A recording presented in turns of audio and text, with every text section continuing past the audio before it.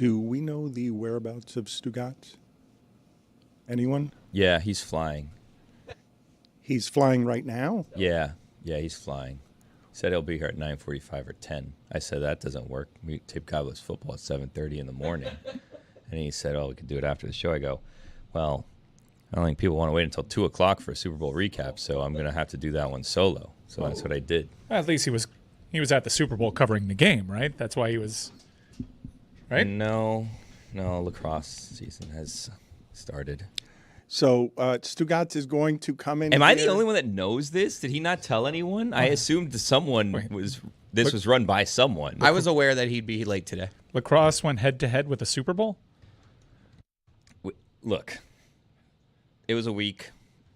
We don't need to get into it. I want to get into. We don't need to get into it. I don't want to get into that. I want to get into your week. I want to hear about Braxton Berrios flying up with him. I want to hear all of your stories from the Super Bowl. Was it a miserable experience? Did you not enjoy chasing Stugotz around? I saw more interviews. I saw a God Bless Football YouTube channel has appeared. I suggest people subscribe to that. It's been around. And I saw that a bunch of videos, 19 in one day, ended up on that page.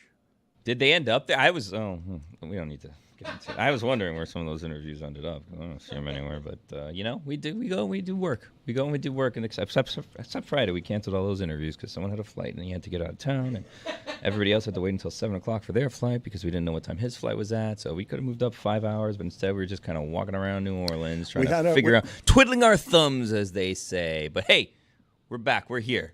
Don't worry about it. Did you do a Colin Cowherd-esque show today? Like solo? Just you the whole time? No. So for those of you who enjoy God Bless Football on the DraftKings Network, you're going to watch it tonight. This is what happened. I didn't want to wait until 2 o'clock to publish a Super Bowl recap episode because I thought for the podcast listeners that was a little ridiculous. So I did one, and Mikey A was there. Fuentes was there, kind of helping out. So, we had a little threesome, if you will. Sometimes some people call it that. A little bit of that, but, it was just kind of two of us talking it out. And then through the magic of production, later on the DraftKings Network, all of us will be there because we're going to do another exact same God Bless Football after the show today so that we can get that out on the DraftKings Network. But again, I was going to wait to get the podcast out because people weren't used to the podcast at that time. So I had to give it to the podcast listeners. You know what I mean? We just had a meeting with Stugotz about being more considerate about his schedule. I was about to be proud of him for all the hard work that he did. Well, he only considers his schedule. He's being more considerate of his schedule, only his.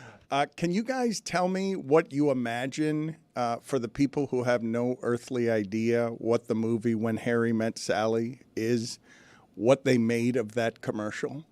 If you don't have any context for what that is, if you don't, when's the last time Meg Ryan's been in anything? Like, is there not a generation of people who don't even know who Meg Ryan is? I don't know, but last night my dad called Meg Ryan Meg Griffin, and we all pointed and laughed at him like that one meme with the mannequins. Yeah. That's Family Guy, you idiot! I called Pete Davidson Pete Wentz. Oh, my God. I'm your dad's age.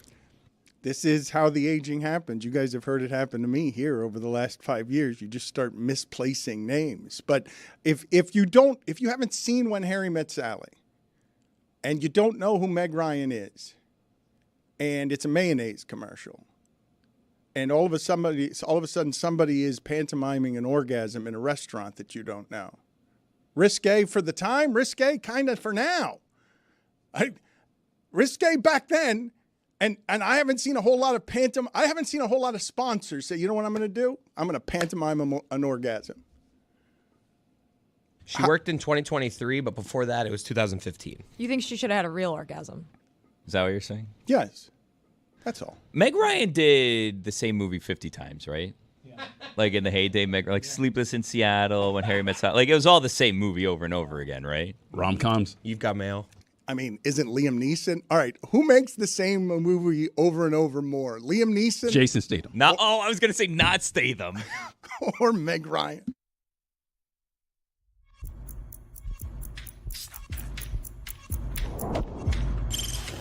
Stop that. Stop that. Stop that. Yeah. I hear him chat to the noise. Move too quick, can't stop for the talking. I hear him chat with the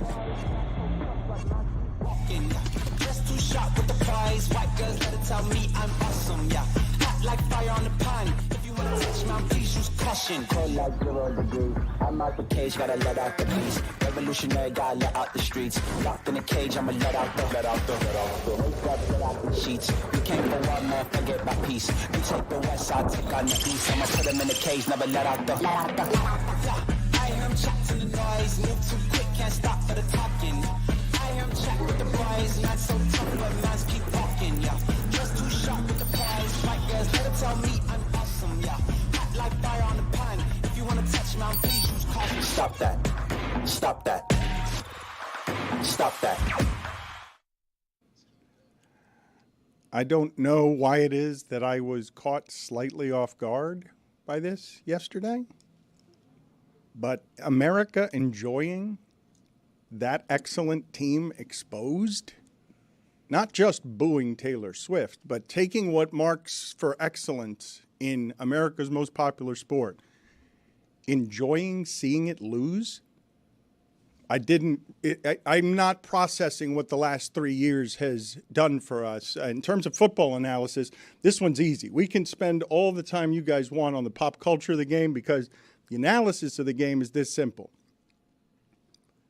When the difference between one team's offensive line and one team's defensive line is that, and one team's defensive line and offensive line is that, and one team has both of the superior units, and it's that overt to the eye where you're like, oh my God, they're just better at all that up front. Throughout the history of football, Pop Warner, high school, college, and pros, that team is undefeated. Has never lost a game. When you hold the Chiefs to 23 yards in the first half and you score 24 points on them, that's not the Chiefs you remember. That's the Chiefs that figured out a way to win, and you cannot overcome, not with Spags, not with Andy Reid, not with Patrick Mahomes, those differences up front where they're giant differences, and you're watching and you're like, oh my God, they can't get near Hurts, and they're getting Mahomes every time, sacking him more without even bothering to blitz. It looked just like the Tampa Bay thing all over again, but in that game, Kansas City's offensive line was hurt. In this one, it just got ravaged. I mean, we covered this 2 weeks ago, Dan. It's Nick Wright's fault. Yeah. The Chiefs fans got really loud and really annoying, and there's nothing that people who are fans of teams that don't make the Super Bowl like more than to root against the fans that are very happy, and that was Chiefs fans for the last couple of years. Just wish, I mean, we're speaking about it like it was obvious. I would have sounded so smart had I known that before the game. I didn't know that the difference between along the trenches was what it turned out to be, and I don't think anyone did. And in fact, several people on ESPN were caught within a 24-hour span switching their picks, including Dominique. Like, this was a hard game to predict. It was inside 1.5 points. I do feel like the pregame analysis was, like, pretty spot on, though. It was like the Eagles probably should win this game, but Patrick Mahomes has, like, the magic hand sometimes, and so you can't pick against Patrick Mahomes. But he had one of the worst games I think he's ever had. And like, to some extent, I think that's what happens when a game spirals out of control that quickly. Like, you can't run the ball a lot when you're already down 17 points early. So it was not a great game for the type of offense that they wanted to play. But, yeah, the Eagles just, like, they dominate. They mashed them. The thing that I found interesting, because the coverage before the game was pretty much telling you Philadelphia's defense is exceptional, unlike any that Kansas City had seen so far in the playoffs.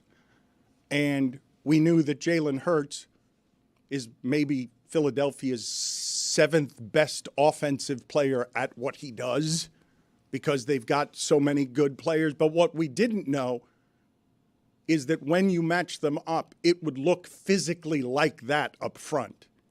Like, you could be watching the Philadelphia defense all season. You could know that Cooper DeJean is one of the best cornerbacks in the game and was all season. And, I mean, that's the biggest white cornerback moment, pick six in the history of the sport. Name another. Well, I imagine there might be some in the 60s, the 70s. I imagine in the 50s there's something. But there was a Seahorn. No, but that Seahorn got scorched in the Super Bowl.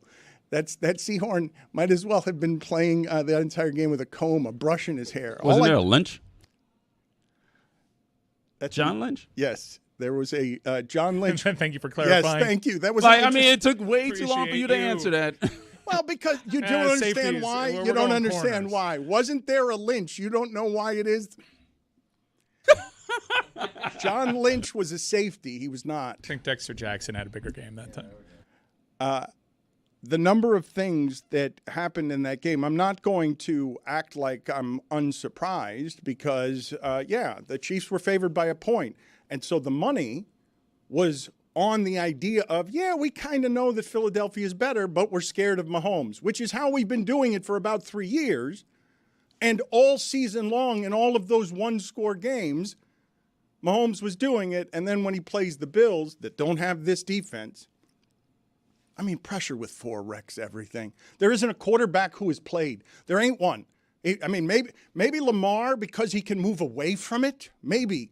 But if I get pressure with 4 all game, I'm going to beat all quarterbacks for the rest of time. Tom Brady among them. That's how his undefeated season ended up ending, just because the Giants could get pressure with 4. The best team Tom Brady's ever had. If you want to tell me something in the sport that you could give me after quarterback as a thing, I'd want pressure with 4. It's a numbers game. It tilts some math in your favor. You all of a sudden get to take what was believed to be a mediocre at best wide receiver core for Kansas City, and you get to just stack more really good pass defenders as the numbers and advanced metrics bear out all season long. I just didn't think that defensive line could go an entire Super Bowl without blitzing and just cave that entire pocket in, because you mentioned Lamar Jackson. Patrick Mahomes is pretty mobile. And every time he was trying to use his mobility to escape, there wasn't an outlet. They just collapsed the entire pocket around Well, him. you say he's pretty mobile, and he is. You're right. He actually did some things in that game that were reminiscent of in Tampa when he's doing loop-de-loops because he's just got to run away from everybody. Elusive. He is elusive, but he's slower than he's been. You could see the rust falling off him if you've been watching that offense for the last 5 years. Like, you see the differences. You see their overt differences where they've got to beat you 15 plays at a time. They're very rarely going to go down the field the way they did for their first touchdown. But what you saw in that game that is unusual, because the reason I say Lamar Jackson is because he's the best athlete in the sport. Patrick Mahomes is among them, but those 4 defensive linemen were him athletically. Like, he wasn't going to be getting away from them in a way. Like, these weren't fat guys chasing him. Like, these were not. This wasn't just pressure up the middle. Sweat keeps coming over around the ends, and they've got no answer for his wingspan. No, Sweat should have been MVP. And I say that as someone that was really impressed with what Jalen Hurts did. Sweat was just a demigod last night. Billy, what did you talk about on God Bless Football? Did you analyze football, or did you do the pop culture stuff? Because the pop culture stuff, the top of the list is Kendrick Lamar, right? It's the top of the list of pop culture things that people were grabbing off of the Super Bowl to talk about. If you think that I spent an hour breaking down Kendrick Lamar, you will be disappointed in God Bless Football this week, I will say. What did you? We talked some football, Dan. We talked some pigskin. We did some commercials. We did some stuff. We played a game of more or less Mike Lee. So, things that we do. Okay, do you not want to bring attention to God Bless Football? No, I today do. And promote it correctly. No, it's not that I don't want to bring attention to it. I have to walk a tightrope here so that I don't recycle, the things that I did. So I don't want to do. But if you want, we could play a game of more or less Mike Lee real quickly, a little preview. No, that's okay. No, because this is a good one. You're gonna like okay. this. You're gonna like this. This is how more or less Mike Lee works. I give you a situation, and it's more Mike Lee or it's less Mike Lee. So this was a scenario, and we can discuss because you guys will have different opinions on this, and you might have a different answer. Which is more Mike Lee? That Drew Barrymore has been on an MSC cruise, or that Eugene Levy has ever eaten Little Caesars? I like this game. I gotta go with the cruise. Because the cruise, I saw the cruise commercial, and I said, I am never going to step on a cruise ship, and Drew Barrymore is just going to be hanging out at this cruise ship. Like, it's very unlikely that this situation happens. It's called more or less Mikely because we have someone on the show his name is Mikey. Dan. So the other one, though, was immediately followed up back-to-back commercials with Eugene Levy telling us about Little Caesars. And Eugene Levy never in his life has been to a Little Caesars, and I am willing to die on that. I'm willing to go down with that ship because I don't think that he even, when approached, knew what Little Caesars was. And I'm basing that, yes, sure, on his character in the public and the way that he behaves, but I've been watching his show on Apple Plus, Apple whatever it's called, and he's there and he's, on vacation and he's in all these opulent hotels and he's visiting all these destinations, and you can tell that his life is not one that involves Little Caesars, and there's nothing wrong with hot and ready pizza. There's nothing wrong with Little Caesars. There's nothing wrong with those giant heating microwaves that you have to go in and you have to put in codes and then a little door opens and you get out your Little Caesars. Nothing wrong with any of that. I just don't think that this is something that Eugene Levy has ever done in his life. You've made that clear. The poppers looked delicious. Well, I would be willing to bet he has had On set. a bite of a Little Caesars pizza, but he's definitely never had a crazy puff, right? Like, that's where I'm like, I really doubt that he would have had one of those. And also, his eyebrows aren't going to fly off when he eats one if he does. Yeah, that's less likely.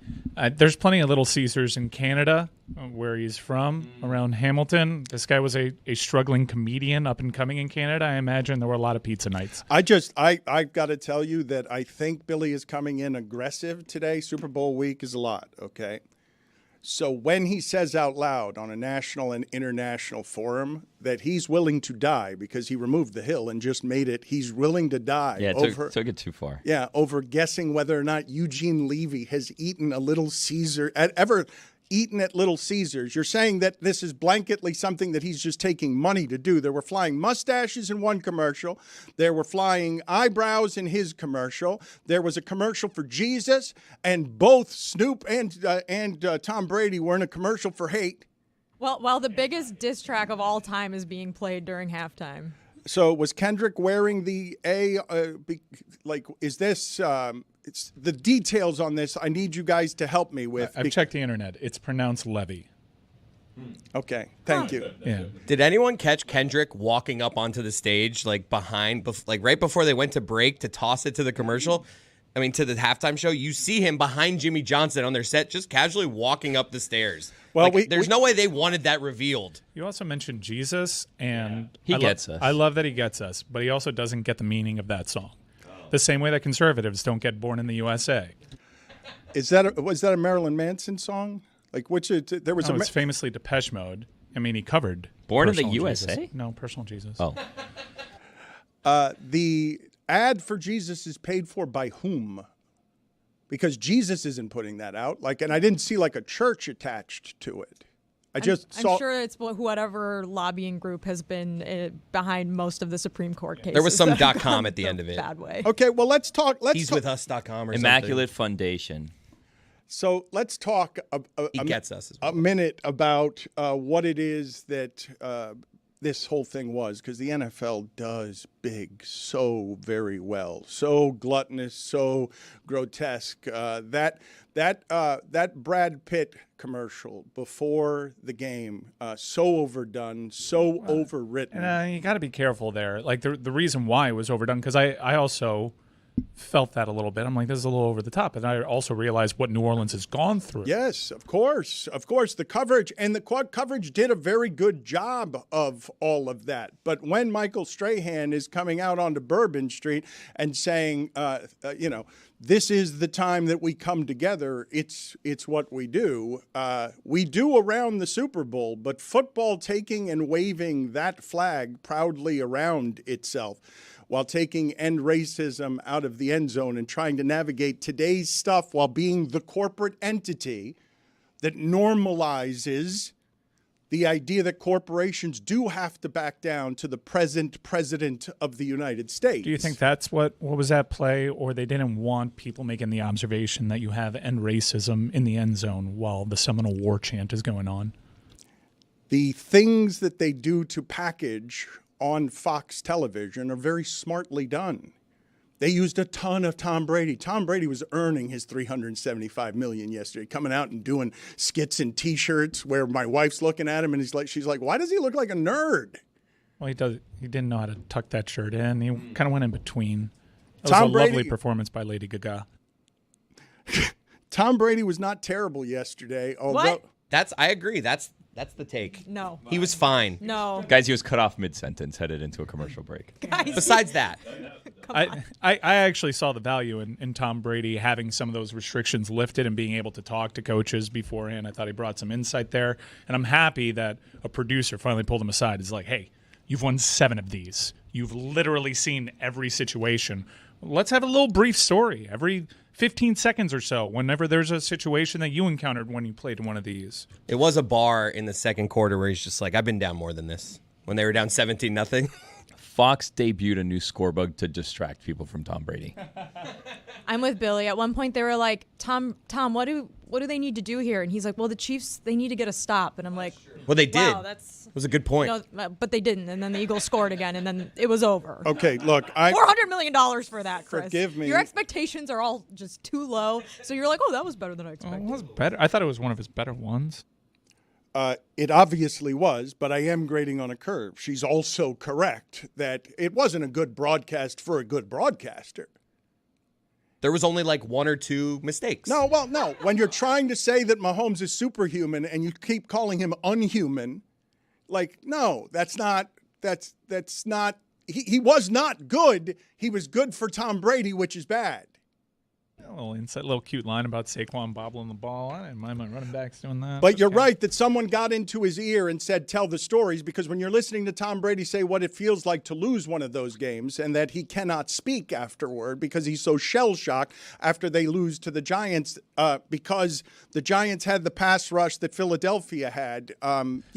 Those insights were useful during the game. Greatest quarterback of all time telling you that he slept like a baby the first Super Bowl that he played in, napped and everything, and then by the last one he was nervous, couldn't get any sleep before. He could tell you that in a podcast while someone else tells me what's going on in the game. I guess I've always seen more of the novelty and more of the value in simply the greatest of all time to ever do it. I've never had access to the greatest of all time during a game broadcast, during the biggest games of all time.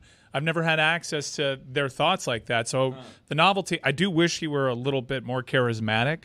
I do wish he was a little bit more brief. That's it, though. Like early in the game when it wasn't quite a blowout yet, just vibeless. It was just a vibeless open to the Super Bowl, and I felt very melancholy and malaised. Anyone find it weird when the referee started the coin toss with "Hi, I'm Ron Torbert"? I was just like, why do they always announce their names? Put it on the poll, please, Juju. Did you find it weird when the referee said, "Hi, I'm Ron Torbert"? Just get to the coin toss. Like, we're good. This is not about you, Ron. I'm your host for the evening. Hello, I'm Ron Torbert. I was like, wow, this is... He might as well just announce his address because you know he's going to get doxxed right after that OPI to open the game. I was like, oh, God, here we go again. What would they do if old Ron would have then told us, like, the law firm he works for right after? Like, I'm Ron Torbert of, Torbert, Ister, and Green. You don't think they would have done the same thing they did to the person who was arrested or detained for holding up Palestine? And, because it's in the middle of the game, you do something? So. I don't think it would have been the same. No. You don't think so? No, I think you guys underestimate what it is that football will do to protect the sanctity of its sidelines. I mean, in this case, they just sent an old white woman to chase after somebody until he got off the stage and then was promptly tackled. Well, not even promptly. Didn't catch any of that. Shout out to the directors for cutting.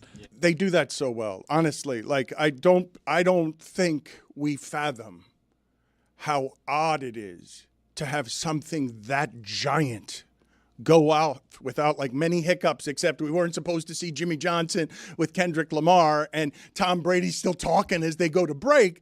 Like the perfection of these things on the details are like truly staggering to imagine just the size and scope of what the NFL does best, which is what they do best is giant, is gluttonous.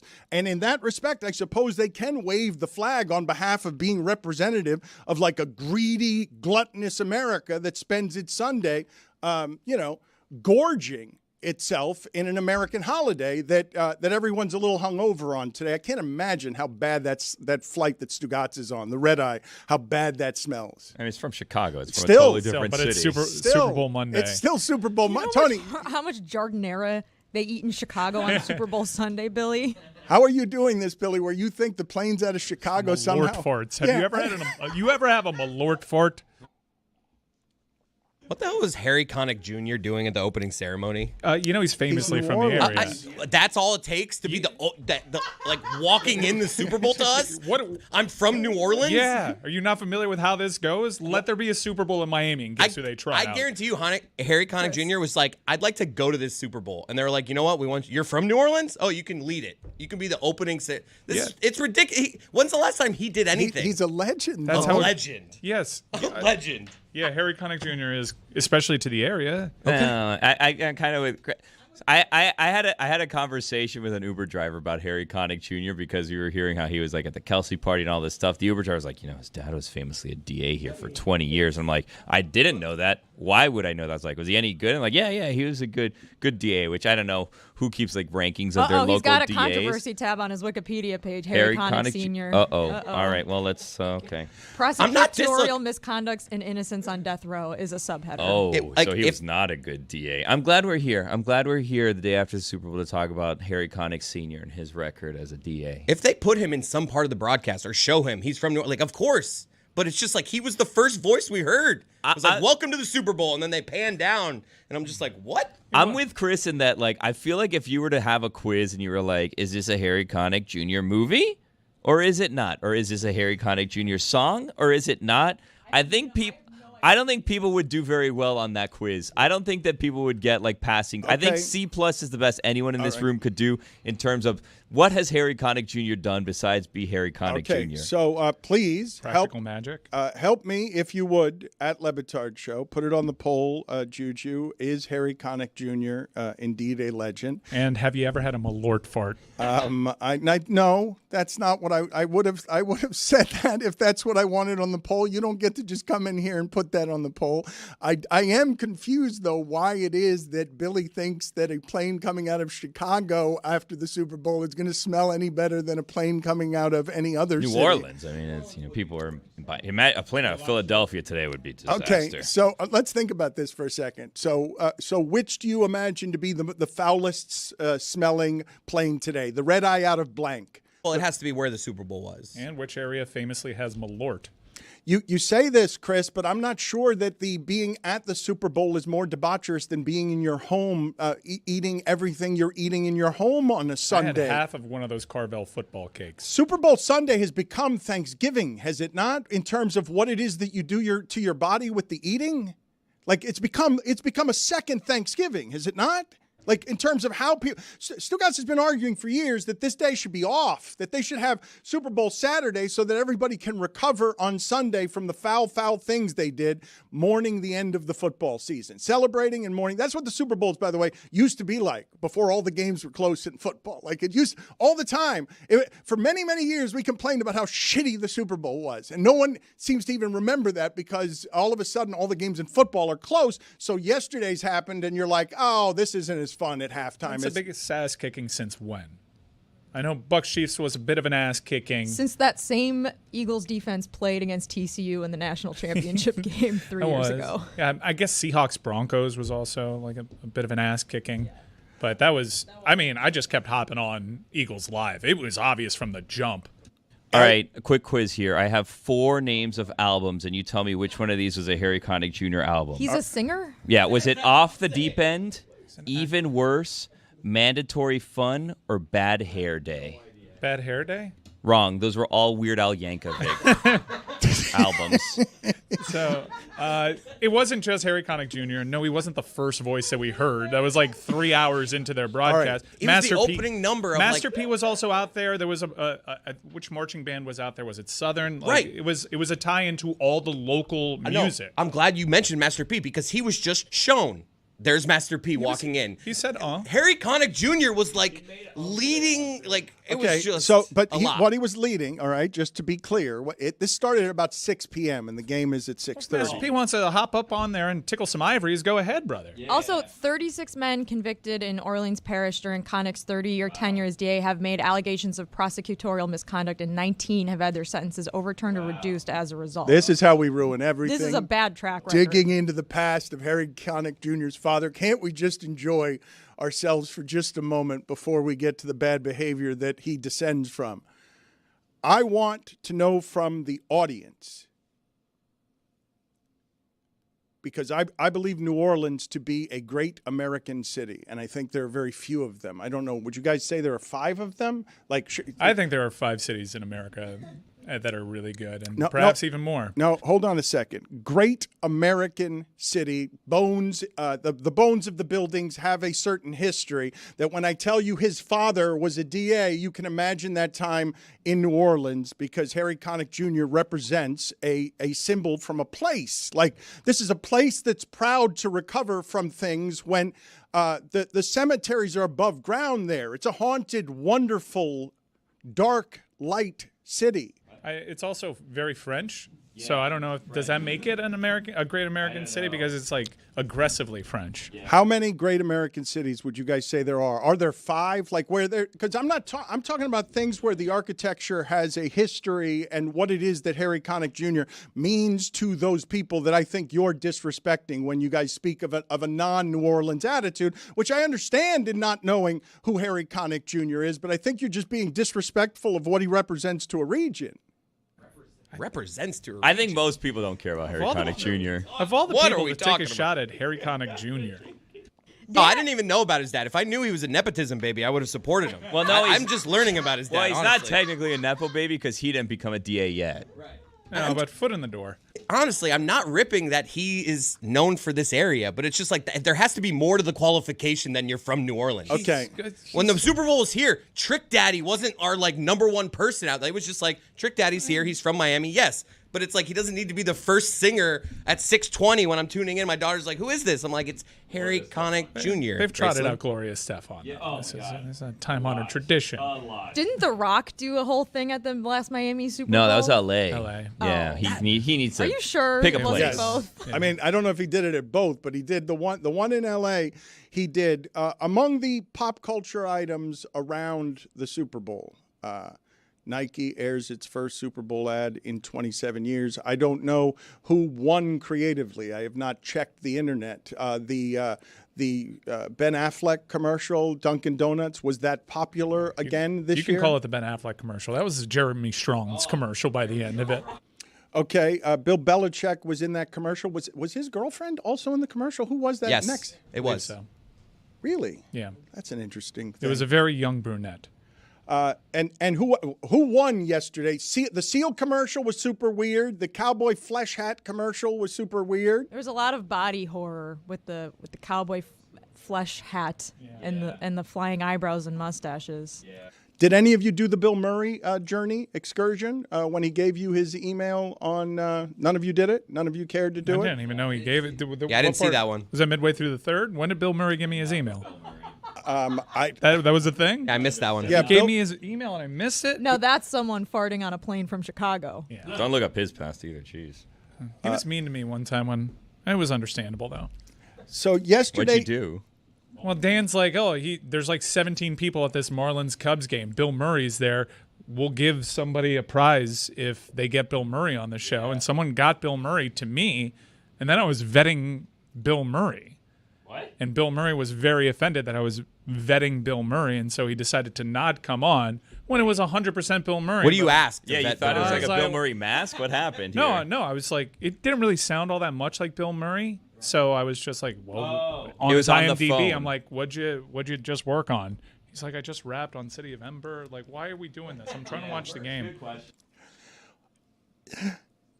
that story is amazing, and I'd totally forgotten it. So you're saying that as a call screener, we got somebody to go up to Bill Murray at the Marlins game and call our show. Mm-hmm. And because you were the call screener, you were quizzing Bill Murray on whether he's Bill Murray when we'd interrupted Bill Murray to hand him a phone during the game? Look, in my defense, I think I was meeting it with perhaps just a little bit more scrutiny than I should have. But, I was just making sure that this person didn't get a free $7.90 the ticket If only t-shirt. you had the Chris Cody judgment, you would have just rolled the dice. Sounds like I'm good to go.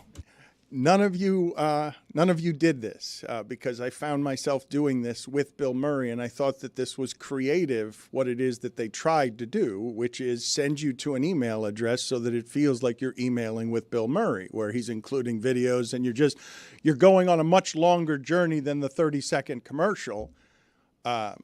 But I'm on the record as saying that all of these things, none of the products stick with me. I remember the commercials, but not the products. It's something that I've done all my life. Sometimes I'll remember a competing product because my mind doesn't absorb whatever it is that advertising is supposed to do there the way that it reaches other people, I think, because this has never, whenever I talk to you guys about this, it doesn't happen to you. All of you guys would know that the When Harry Met Sally commercial was a mayonnaise commercial, and you'd know the mayonnaise, correct? Like you would, like not everyone can do that. I'm particularly poor at it.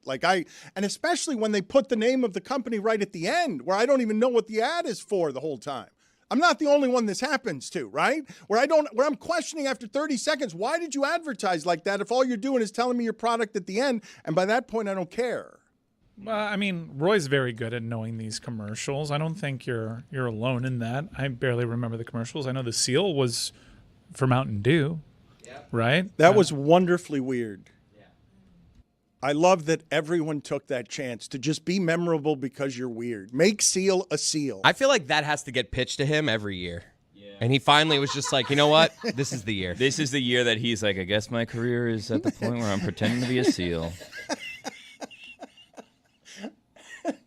Every other year, it's like, no!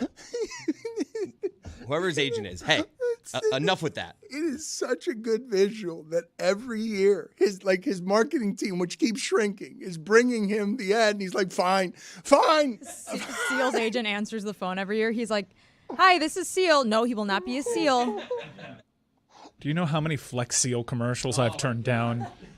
They wanted me to sit on a boat with a glass door that was just held together by Flex Seal, but I said no. I wrote Kiss from a Rose. All right, I have 4 more here. Don't be stupid, polka party, running with scissors, or poodle hat. Polka party is definitely Harry Connick Jr. Those are all Weird Al again. Yeah. It was a great trick, Billy. It was wonderful. It's a what good you trick did. once. Billy. It was a good trick once, but it was such a good trick, at least in part, because you needed to have the immediate response, and your glee in jumping in and correcting him was such that it made me wonder whether I want to talk about Harry Connick Jr. anymore, because I'm likely to get embarrassed somewhere here. Oh, whoa! Because I don't know. Because I don't know the details of why. Your girl or something? Yeah. I don't know the details of why it is that he's a legend in New Orleans. I just know the way. Hold on, Harry Connick Jr. is very accomplished, right? I imagine Allegedly. There's an awards section of his Wikipedia that feels like it would be vast, just because when I grew Well, up, there's not a lawsuit section like his dad's. there was he was a fixture at all these Grammy Awards because of the style of music, the adult contemporary stuff that he did. Like, he was just dominating certain genres of music that maybe we didn't grow up listening to, but he's certainly an icon for that region. I know him as Will Smith's friend in Independence Day. He knocked that out of the park. He did. That was a good role. Nice little role. I want to get to Tom Brady's watch in a second, because the watch, everybody really noticed that this was and you guys will have to explain this to me. If you had that money, do you think you would spend that much on a watch? Do any of you like watches that much that you would spend between $500,000 and $750,000? Luca was doing this as well, right? Luca, everybody noticed at the initial press conference, and what's happening around Luca is amazing, where death threats are going into Dallas. Anthony Davis is out, injured. He was great for the first half, and now he's injured immediately. And the Dallas franchise, speaking of Nepo babies, their owner came out for the first time and said that Luka, they don't want around the Mavs someone who doesn't try hard all the time and isn't going to be, somebody who's ready to work hard. We don't want you in the Mavs organization if you're that. And then many people have pointed out, but you're the person who took the Las Vegas Sands. You married into that family. You became the CFO of the Las Vegas Sands, and then you became the CEO, and the market cap fell $7 billion on your watch. The watch. $7 billion. And so a whole lot of people are just enraged still about the echoes of what doing that in the middle of the night felt like to the Dallas Mavericks. So we've moved on to round ball. Yeah. No, not yet. It's a really terrible Super Bowl. I'm not gonna move on to round ball. The Tim Robinson commercials with Sam Richardson were the best ones. The Totino's pizza rolls with the little alien. Those were my favorite. You didn't see that? Was it second half? I kind of checked out. I don't even know. I watched it on YouTube after the game. It sounds like you guys checked out. It sounds like you guys wandered away from the televisions is what it sounds like to me. I was parked in front of the TV, but, this second half, I was just checking my phone. I was in a food coma by Q3. I was like, I might as well just keep eating because I don't have to stay awake. I got to ice cream way too early in the game. I got to ice cream second quarter. Oh, That's my never God. good. Never good. Terrible choice. Put it on the poll, please, Juju, at Le Batard Show. Are you doing it all wrong if the ice cream is in the second quarter? Way too early, man. That's aggressive. I ate a chicken wing after ice cream. Well, sometimes you want. Okay, There was I know. a half-hour order. gap, but I went to ice I cream know in the what's going second on. quarter. Yeah, I know what's going You on. do, yeah, you know I do. Yeah. We all do. Yeah, you want the salty, then the sweet, and then after the sweet, you want the salty again. No, I budgeted my appetite for, look, I'm going to have the main meal, then I'm going to have the dessert, then I'm going to want a little something salty, but then I'm going to want a little something sweet again. And then to bring it all together, a little salty with the sweet. That's right, Coke Zero to wash it down. Put it on the poll, please, Juju, at Le Batard Show. Would you ever have a chicken wing immediately after ice cream? Immediately is misleading. I'm but I'll going to let you do it. immediately. Look, it's disgusting either way. You can put the time separation in there if you want. I think 26 minutes I after. What was the score when you ate the ice cream, and what was the score when you ate the chicken wings? It was a blowout. That's why I was like, man, this is a bad game. I need some ice cream. Stop trying to apply your societal rules against some munchies. It's just look. We will not conform. No, you can have the You got to go munchies. outside before the halftime show. So when you come back inside from that, you're like, oh, I'm hungry again. What you can have the And why are munchies. you going Why are you outside? going outside for the halftime? To establish the munchies. Okay. Again, you can have the munchies, and you could still be capable of judgment. Yes, you can. But the judgment's impaired. You understand? Everybody at a Super Bowl party that lives this kind of life is stepping out somewhere late in that second quarter, right? Because everyone wants that little pre-halftime show. Well, some of us go gummies. Oh, okay. Slow burn. I like to get there. I like to just swallow them with water and have them kind of time release. You never know.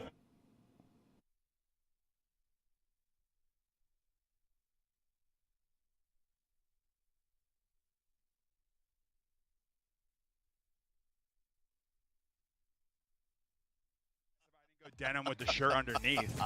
Yeah, but I bet you referee Ed Reed, once he experienced being a referee, was probably lighter on the referees moving forward. Yeah, I mean, I used to be hiding behind him, and they like, what are you doing? I'm like, you're in the game. Oh, they my looking for me. I love that Batman necklace, man. Oh, thanks, man. You know, I'm a nerd. I'm an open nerd. You being a nerd, this is there's great. I think people would have a hard time believing that you're a nerd. No, I am, man. You're a nerd at I heart? am a Yes. true nerd. Yeah, no. It's we not go. a game to me. Yeah, it's not a game to me. I do this. I have a 6'5" Batman in my man cave in Tampa. Can I curse on here? You can. I love Yes. talking with the boys. Like Yeah. this is what I live for. We're talking Much about golf harder. before we got started. Victor is a 10 handicap after 4 years of playing. I was complaining to him that he's already better than me. I've been playing my entire life. Golf is about minimizing the mistakes. Yes. Are you staying for the game, Puka? No, definitely. I'm getting out of here before the game too. I don't want to be. Do you not want to go to a Super Bowl? Hell no. I mean, I want to play in Not one, until you but- play, Wait, right? is that the deal? Oh, 100%. So you've never been to a Super Bowl and you're not going to one until you play it. Yeah. What if that doesn't happen? I'm just saying. Jeez, what's wrong with you? Puka, I'm just listen. What's- Why are you getting mad at me? Because I don't like what you're doing to Puka. You love life, man. You have to. You do. You're right. You got to get in the morning. You got Better than hating life. I know, but he really attacks life. It seems like Billy. Jefferson is from my high school, Right. I know. Okay. who went to my camp. You taught him everything. Hey, I didn't teach him everything, but he got some knowledge from McCain, baby. Who do you consider to be the best Batman of all time? Michael Keaton, without question. Michael And I will Keaton. not accept an argument. Trying to be great. It's Par about, is good sometimes. Yeah, Victor. Par Yes. is your friend, actually. Bogeys can be your friend. Bogeys can be your friend, too. How many times did Ray Lewis give a pregame speech and you guys just looked around at each other and been like, what the One time in Miami, he went to his house and came back that night and he gave us a speech, and we just he's like, and I'm in the water, and the birds just coming, and it's gliding. You're a handsome fella. I got to be honest. I'm jealous of you. What? I just saw a love picture. him. I do. I just saw a picture of me back with the New York Giants, and the guy goes, "Is my buddy Jack?" And he's like, "Your wife bought low. You were not looking great early on in your football career." Victor, I love you, man. I appreciate that. All man. right. I love you too. Oh yeah, my man. This episode of the Dan Le Batard Show with Stugots is presented by DraftKings. DraftKings, the crown is yours. Do you know how giant a sports day has to be for it to just sort of swallow, yeah, Aaron Rodgers isn't going to be a Jet anymore, and Debo has asked for a trade out of San Francisco? Like, the news just shrinks in the face of what this giant American celebration is that has everybody feeling a touch hungover today. It is weird, and honestly, it is where sports does a pretty good job of connecting people, even if they're divided. The idea that America still gathers around the television for a thing, and that thing meets expectations which are giant, meets giant expectations, even if the game's not any good. The game isn't exactly incidental because of the importance of crowning a champion in that particular sport. But seeing what it is that America does in terms of celebrating the punctuation on a game it associates with more than any of the others, and having in the middle of it, because they did take out of the end zone. I won't forget this part as everything changes in America over the last 4 years, and you've seen the backlash and the blacklash to everything that happened post-George Floyd, including all of these giant corporations running away, hiding, scared of the President of the United States. To see Kendrick Lamar as the halftime show when you know some of this story, right? Jay-Z feels like he was purchased during this to be the halftime entertainment. And a lot of people were critical of a lot of different things that didn't change about football when Jay-Z was put in charge of that show. And now, I mean, wait, you're going to have to clarify the purchase thing. Like, he is a partner of the NFL. No, I'm saying that Jay-Z got a lot of criticism for going in and doing business at that particular time, and it could look like he was being used, whether he knew it or not, in order to be a halftime symbol for here. We're going to give actual power to people, and over the halftime show, you will see that power displayed by Jay-Z with the artists that he chooses. Yeah, but without Jay-Z making that deal, you wouldn't have had Kendrick yesterday. And you wouldn't have had the halftime show in L.A. a couple years ago. You wouldn't have had Rihanna a couple years ago. Like, would we have had Maroon 5? Probably, yeah. We would have had Maroon 5, more than likely.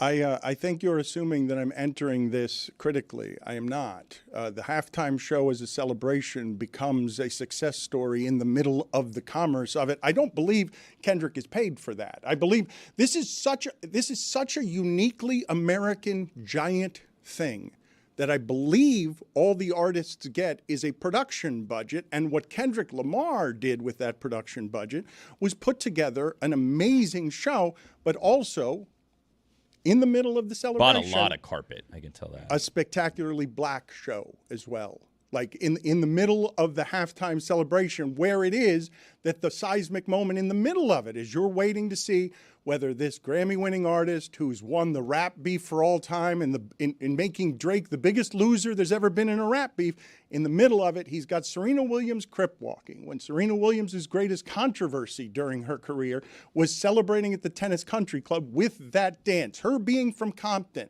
and all of us recognizing Serena because of the tennis skirt. You couldn't even see her face. It happened so fast. It happened so fast. To have that in the middle of the Super Bowl celebration, Billy, you assume I came here to criticize. No, that's an evolution of the halftime show that doesn't quite end racism in the end zone the way that they took it out with the stencils. But you can at least feel good about the entertainment because I think everybody was applauding everything that the artist Kendrick Lamar is, correct? Like, because he is a real artist. Like, J. Cole was wise to step away from everything that was happening there. Kendrick Lamar has been a lyricist and an artist and stands for something. Like, is not neutral, is not benign. That's a really cool halftime moment to have where it meets the expectations and is wrapped in Apple Plus, and you see this giant thing coming to life. How much does Serena Williams hate Drake? Yeah. And like Drake, like all of this, kind of played himself with it. But like there is a cultural significance of Serena Williams, who lost his sister to a drive-by in Compton, doing the Crip Walk at the Super Bowl halftime show to get one over on Drake. I mean, that was because they dated. Yeah, and like he kind of mentioned her in a song. But I don't think there was a single. It was. Correct me if I'm wrong. The entire cast of that halftime performance was African American. Oh, I don't know, but is that right? I believe so. It may have been, but I know there were a lot of people looking for a white. I mean, this one, the division when it came to this one, it was all too predictable. Went down party lines. I thought it wasn't exactly subtle. I mean, when you have an American flag that is comprised of guys who are dancing as Crips and Bloods forming together, all black individuals forming an American flag, like you're not exactly going for subtlety. Hell, Sam Jackson was Uncle Sam. And so I understand why people who aren't ideologically, politically aligned feel threatened, and that is where the problem is that this isn't overtly political. They're not making you feel less than. Their appearance is just making you feel uncomfortable. You're telling on yourself. All right, let's examine this part, though, right? Because the news is happening fast, and things are getting normalized, and things are being tested through the Constitution is being tested through acts that are unconstitutional, and we'll see what happens with the courts as in the first couple of weeks of America being in this new state, invite a president that appears to have been bought as a puppet by Elon Musk to stay out of prison, lords over the entertainment, booing Taylor Swift because the American president is now in power, lording over all of this, and is welcome here because he's not only stayed out of prison successfully, he's now climbed to the top of the food chain on power. And Bezos and Musk and all of these people, and the NFL bowed before him once. They respect the power. They have the power. They're using the power because it seems like the office is now just dismantling government, where we're in a situation over the last 14 days where I'm watching, just buried in the news stream. Wait a minute, really? We're doing camps in Guantanamo? Lawless camps? We're like America's good with that, and it's just one of 10 items. They've spoken to it. Like, see, Bannon, I think, spoke to the Wall Street Journal, flooding the zone. There's just so much that you can't seize on one thing because everything is happening all at once. But strategically, okay, to have as the 10th item, and I understand, like, once you've gotten to the point where the rhetoric is, well, we'll just turn Gaza into the Riviera. That's how we'll solve it. We'll displace those people. Like, once that's the conversation this early, and people want to celebrate the excess and the gluttony, and they want to get lost in sports. And don't tell me about Kaepernick, and don't tell me about end racism. Wasn't that a fun halftime show? It was so artistic in the middle of that. It was so much more peaceful than the ways we did it when at the beginning of this run in Kansas City, the players held hands 4 years ago, and we booed unity. Like that stadium was booing the Kansas City Chiefs just holding hands on the idea of unity. The progress through all of that in football gets to the more peaceful time where Patrick Mahomes, people enjoyed watching that lose yesterday. Patrick Mahomes had a real power when he got Goodell to apologize for all the stuff that happened with Kaepernick. But we're in a new age now with new people in power. And you will see the corporations bend to the whims of this man because the NFL has already showed you that they're scared of him. The NFL and its owners align with him politically. And so what you're watching happen in the middle of all this creates a great deal of unrest for me, obviously, to see in the middle of the excess that, we're going to take a temporary departure from camps. Like, camps is the 10th news item. Like, and we're going to be good with that. Like, so anyway, I'm sorry I'm trying to follow. It was the audio mixing for me, and the song selection at the start made it hard to get in. Like when he has the bar at the start, like you picked the right time but the wrong guy. I'm like, all right, what are we getting into? And then we're like, oh, there's a bit of a slow burn, and the audio mixing just isn't great. Where are you with giving me details about Harry Connick Jr. that will either prove or disprove that Chris Cody is either wrong or just spectacularly disrespectful? I don't think he gets to be right here. Well, it's just I don't. It was a part just for New Orleans. It was a celebration of New Orleans music, and they put out a bunch of luminaries, and Harry Connick Jr. was tickling the ivories and being MC. That makes sense. Anytime I've seen it, like Harry Connick Jr.'s been the face of New Orleans music scene for a very long time at all these award shows. There's been hurricanes that have hit the area, and Harry Connick Jr. has done a lot of great work, and he's usually, when they want to do something super New Orleans that speaks to the city's character and strength, he's one of the first calls that they make. Speaking of character and strength, I wanted to play a video for you guys, and I don't know how many of you have seen it or heard anything about this, okay? I have not seen it. I don't know all of the stories of Stugots on Radio Row. I just know some of them. The words that have gotten back to me, careening. Just careening through the week. Just talking to anybody who would talk to him. Everybody's got a microphone in his face, delighted to be interviewed. Just humming nonstop. Billy, you can speak to this better than I can because I was not watching him, and I don't know how tired you are from chasing him around. Do you know the video I'm about to play here of Stugots?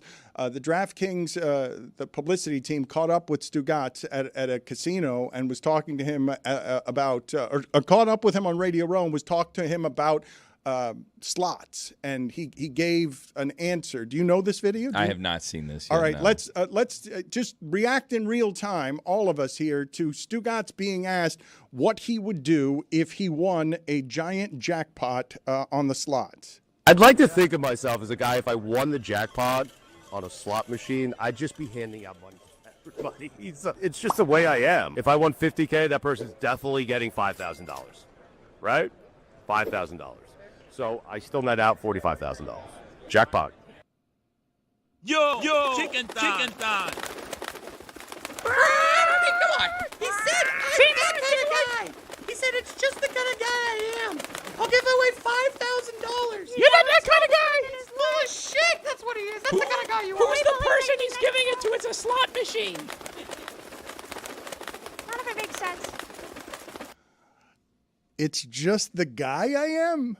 Like Santa Claus of handing out cash? Is that what you assume Stugots I had be? to watch this multiple times because I'm like, is he doing a thing where he's being sarcastic and he's looking at the camera like No. This is like genuine. He's like, it's the kind of guy I am. If I won $50K, I would just start handing out $5,000. So he's out here handing out $100 bills like MC Hammer, I guess, right? Or like Joker in Batman '89. Maybe in the last 72 hours, he's completely changed the guy that he is.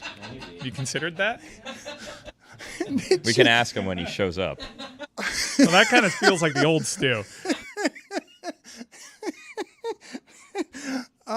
Just the kind of guy I am. I wanted to like scream. Well, tell me what's happening there. Lies. Yeah, but what is he trying? Who's he trying to fool? Like Taylor. And it's working. Forgive me for stammering all over it, but I'm genuinely confused as to what's the play there.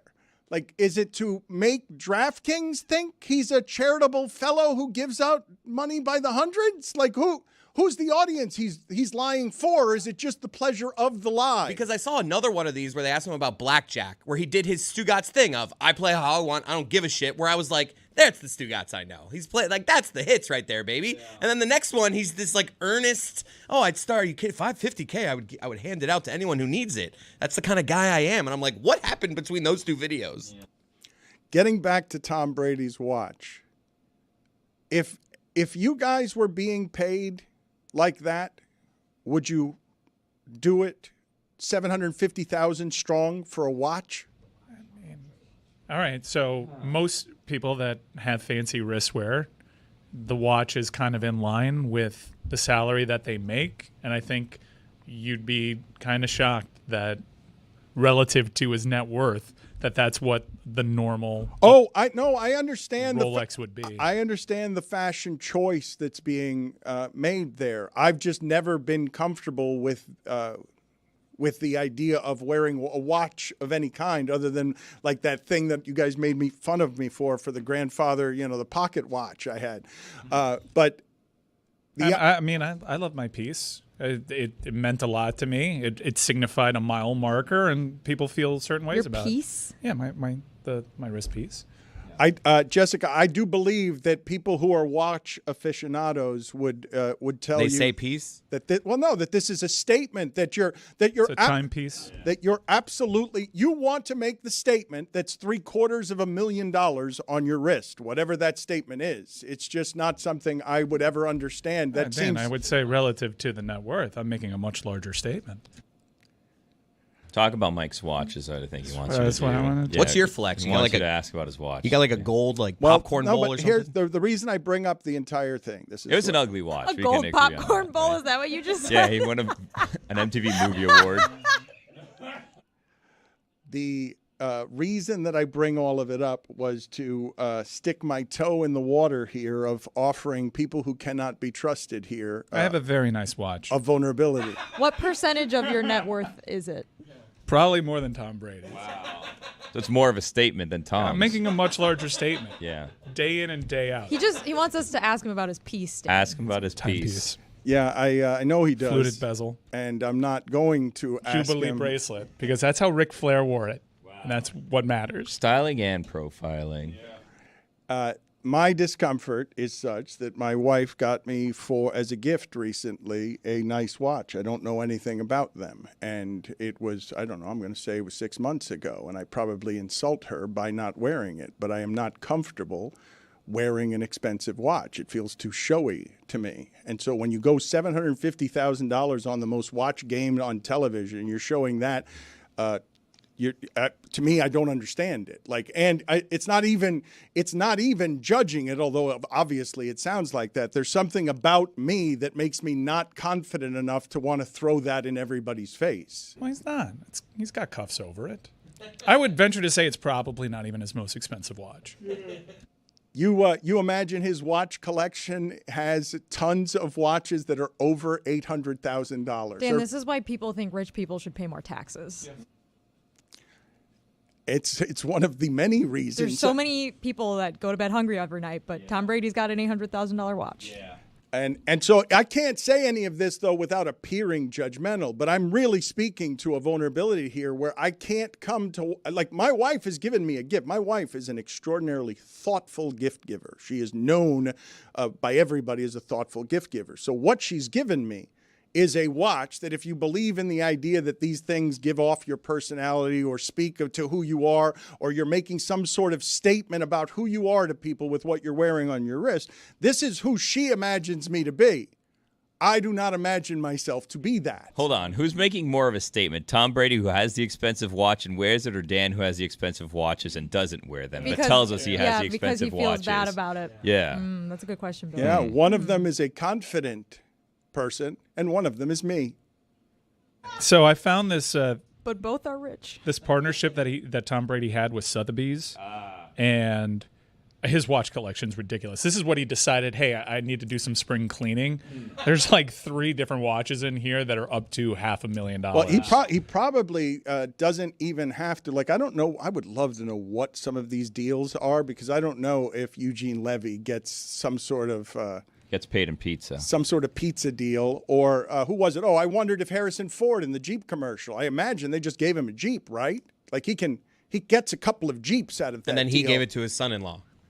Right. Something like that is probably, wouldn't you imagine? Wait, you think he's going to keep one of them, Chris? No, I just think, like, if you're Harrison Ford and you get a Jeep, you look at your family, who needs a Jeep?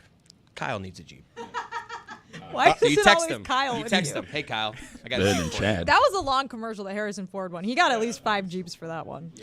I imagine that Tom Brady probably has a lot of very expensive watches that were free, that he didn't have to pay for at all because he's just Tom Brady. One would imagine. Well, whoever his timepiece partner is, they should be upset that he doesn't have exclusivity, because this is a very deep and vast and varied watch collection that he decided to sell for auction. People don't understand. Like, they think being nice to a rich person is going to benefit them in some way. We don't know who gave Tom Brady these watches for free. And it probably cost them a lot. They just had to eat that cost to be friends with Tom Brady. Tom Brady doesn't even remember their name or mention it ever. So what was the point But of if getting they that gave watch for us free? one of those watches, Yeah. we would remember. Be singing from the mountaintops. It would be From great. that hill that I was going to die on. advertising for that. There's roughly 24 watches on this Sotheby's auction. He's that I saw of auctioning his. them? Yeah, that he I was don't like auctioning. that. And there was at least Give it one. away. Put it in a UNICEF box. You know what I mean? What does he need to auction a watch off for if you're Tom Brady? You've got enough. There's at least one available for auction that is priced higher than the one that he was wearing for the broadcast. We should buy it. Dan, we'll figure out the bit later. Yeah, that's a good idea, We're never Billy. going to go back to the Super Bowl, Billy. That is a good idea, Billy. What are the highlights? I saw that Stugotz is now in makeup. They are working hard in another room. Can the video crew get a live shot of Stugotz in the other room getting ready in an emergency? He has flown in an emergency. God bless football to bail us out, to bail out God bless football. Let's get the video up in the other room so that we can see Stugotz. Look at it. Heroic Stugotz has arrived on a red eye from Chicago. Again, that tube could not have smelled good the day after the Super Bowl, and he is going to come in here with all fresh takes. These are not takes that are going to appear on God Bless Football. That's just Billy and Mikey. Later for the TV. And also, this was not a red eye. He went in the morning. Red eye, he would have been here on time. He was flying in from Chicago. Yeah, but Dan famously Not Taiwan. he lumps the Midwest in together. So really, he could have been anywhere in that. He could have been in Toronto. You for know all what? Dan knows. I'm sorry. I was told by Carl that it was a red eye, and I just didn't. I didn't double check. There isn't a flight that he's on that his eyes aren't red. All right. So he's going to come in here in just a few moments. Roy, how are you feeling physically today? Are you? Did you do Super Bowl? Yes, you, Roy. What other Roy would I be talking to? I mean, there are plenty of Roys out there. I don't know, Dan. What do you mean? You? I'm just surprised you went to me. That's all. That's why I said, what, me? He said me? Roy, what are your thoughts on Harry Connick Jr.? He's a good performer. He turned into a good actor. Yeah, Oh, you're with me. No, you're with me. We don't know what, but You're playing nice. Yeah. If Roy doesn't even appreciate this era of gentlemen, Dan, I mean. I'm looking at these Brady watches. What a racket this guy has, huh? So, like, it says pre-sale estimate like $5,000 to $10,000 for this watch. Final sale price, $42,000. So everything just gets that it was on Tom Brady's wrist, maybe, at one point in time price. I'm feeling good, by the way, Dan. Thanks for asking. This is like that episode of Seinfeld where they're going around and it's like, this was John Voight's car. And it was another John Voight. Jabba Chamberlain used to tell us that, like, when he was on God Bless Football, Jabba Chamberlain would tell us, like, that the baseball players had, like, a racket where they'd get, like, the car, like, lease for free for, like, a year or two and then just sign the dashboard at the end of, like, their lease. And then the dealer would go off an auction like, this was Aaron Judge's car. Look, it's autographed by him. And they'd pay way more than whatever the leasing option was that they were getting it for free. Funny that you mentioned that because David Sampson spent money on Bono's sunglasses, and I'm hoping that there was like an error in accounting, and it's actually Steve Bono's. Or Chaz. I realize, that Roy goes long stretches without speaking. But for me to say on our program, Roy, and then a question, and for him to respond genuinely surprised with me, is one of the most amazing things I've ever heard on our show. Yeah, I agree. I agree with you. I was asking you how you felt and if you ate poorly during the Super Bowl. No, I don't believe I ate poorly. I ordered some food from Anthony's coal-fired pizza. I had some wings, some dry rub wings. That was very good. Had a couple of pizzas with Anita and Claire, and that was it. So, yeah, no drinking. A couple of pizzas. Yeah. Okay. What did Claire think? Claire loved the pizza. She was a fan of that. She did not have an opinion about the halftime show. She was ushered to bed. Ushered to bed. I can't believe how little alcohol this room drank for the Super Bowl. I didn't drink at all. Mike didn't drink. Jess, did you drink? No, I didn't drink. I ate a lot. Yeah, though. we just all ate. I've Good decided God, we ate. this year I'm going to do a themed Super Bowl party. Me and Lehman did a whole New Orleans theme. Midsummer It Nights. looked good. I made a king cake from scratch. It's in the kitchen right now if anyone wants to try it. It was shockingly very tasty. I'm not eating for 2 more days. Why do you say shockingly? You generally have great successes baking. Like or you have a lot. You lack confidence making these things. Well, it was a yeasted dough, so I don't normally make things of that nature with my gluten-free problems because it's very hard to stretch dough without gluten. But I said, let's just roll the dice and see what happens. I used the gluten-free King Arthur flour in their recipe with the whole blog and everything, and it came out of the oven split in half. You could see the filling coming out, but once you put the frosting on, no one knew the difference. Is your mouth watering while you talk about it? Yes. It sounds like it. Would you like to try? It's gluten-free, Dan. Yes, I would. It's not like dairy-free, Yes, though. oh no, can't do it then. Oh, What? man. Come on. Live a little. Yeah, have ice cream in the second quarter and eat it with a chicken wing. Dip a chicken wing in it. Can you guys explain something to me? Because I don't Salty and understand. sweet. Okay. I'm going to go down this path with you because you guys are telling me, yes, this is what the drugs do. They Can we make bring me... Stugotz in for this discussion? Yes, He'd get us. He'll be here in a second. Like Jesus, he gets us. Okay, so he'll be here in a second. Stugotz will be here with all his takes, and perhaps he can explain the munchies to us as well. But when I see, for example, that Cincinnati famously has Skyline Chili, and now there is a Skyline Chili ice cream, and I don't understand that, right? Now, maybe all ice cream's good, right? There's no such thing as bad ice cream, is To there? be specific, this was a pistachio gelato. Why did you say that Just that way? happened. Why did you just say that? Clarifying on it, it wasn't Yeah, ice but- cream. It was gelato. Why'd you say it like that? It was a Skyline pistachio gelato. Just said it, all right? Let me be. No. But what did you just do? Were you trying to give us a pistachio? Turn one of the Super Were Mario you, Brothers. Were you Giada for a for Was that Italian you were going for I think there? I was just trying to flare up my It worked. my gelato. You did it again, huh? He's not totally confident on whether he can do this or not. Wait, this was a Skyline thing? At least we're not stopping down and focusing on it. So they decided to, Skyline Chili decided to make a partnership Yes. with an ice cream but call it gelato? No, that is All right, no. I'm trying to follow. Oh, so There is cinnamon in Skyline Chili. there and a was Kelsey Super Bowl ring too.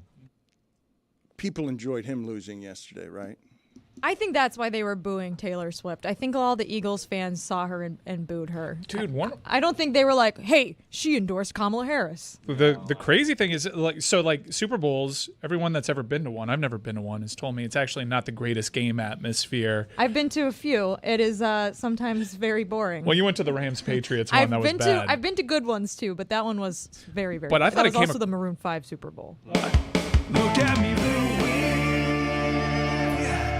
I think it came across on the broadcast that atmosphere at the game looked really fun. And my buddy Master was at the game, and I texted him. He's like, I'm shocked at how crazy this atmosphere was. It was decidedly pro-Eagles. Granted, by midway through the second quarter, they were the only fans making noise at that game. But I was really stunned at how many Eagles fans got their way into what is essentially a corporate event. Oh, it's not just a corporate event. I mean, we've been on this ride here for a little bit with Diana Rossini as she's making decisions between things she wants to do because she wants to do them and for her career, and her husband, the Eagles fan, feeling like he's living through a time. I will speak to this today because it's going to get obnoxious over the next week. Philadelphia fans are annoying. They are loud.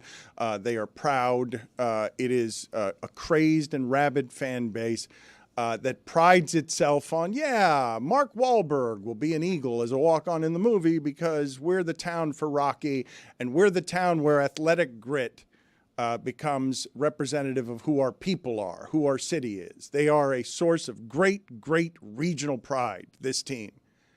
To have it be the one that wins among the spaceships with just punching you in the face, just physically dominating you, dragging Patrick Mahomes up and down the field because they were just physically overwhelming on everybody. Everybody dies at their doorstep this year, and it's a physical beating that they're taking from a defensive line and an offensive line that is just stronger than yours.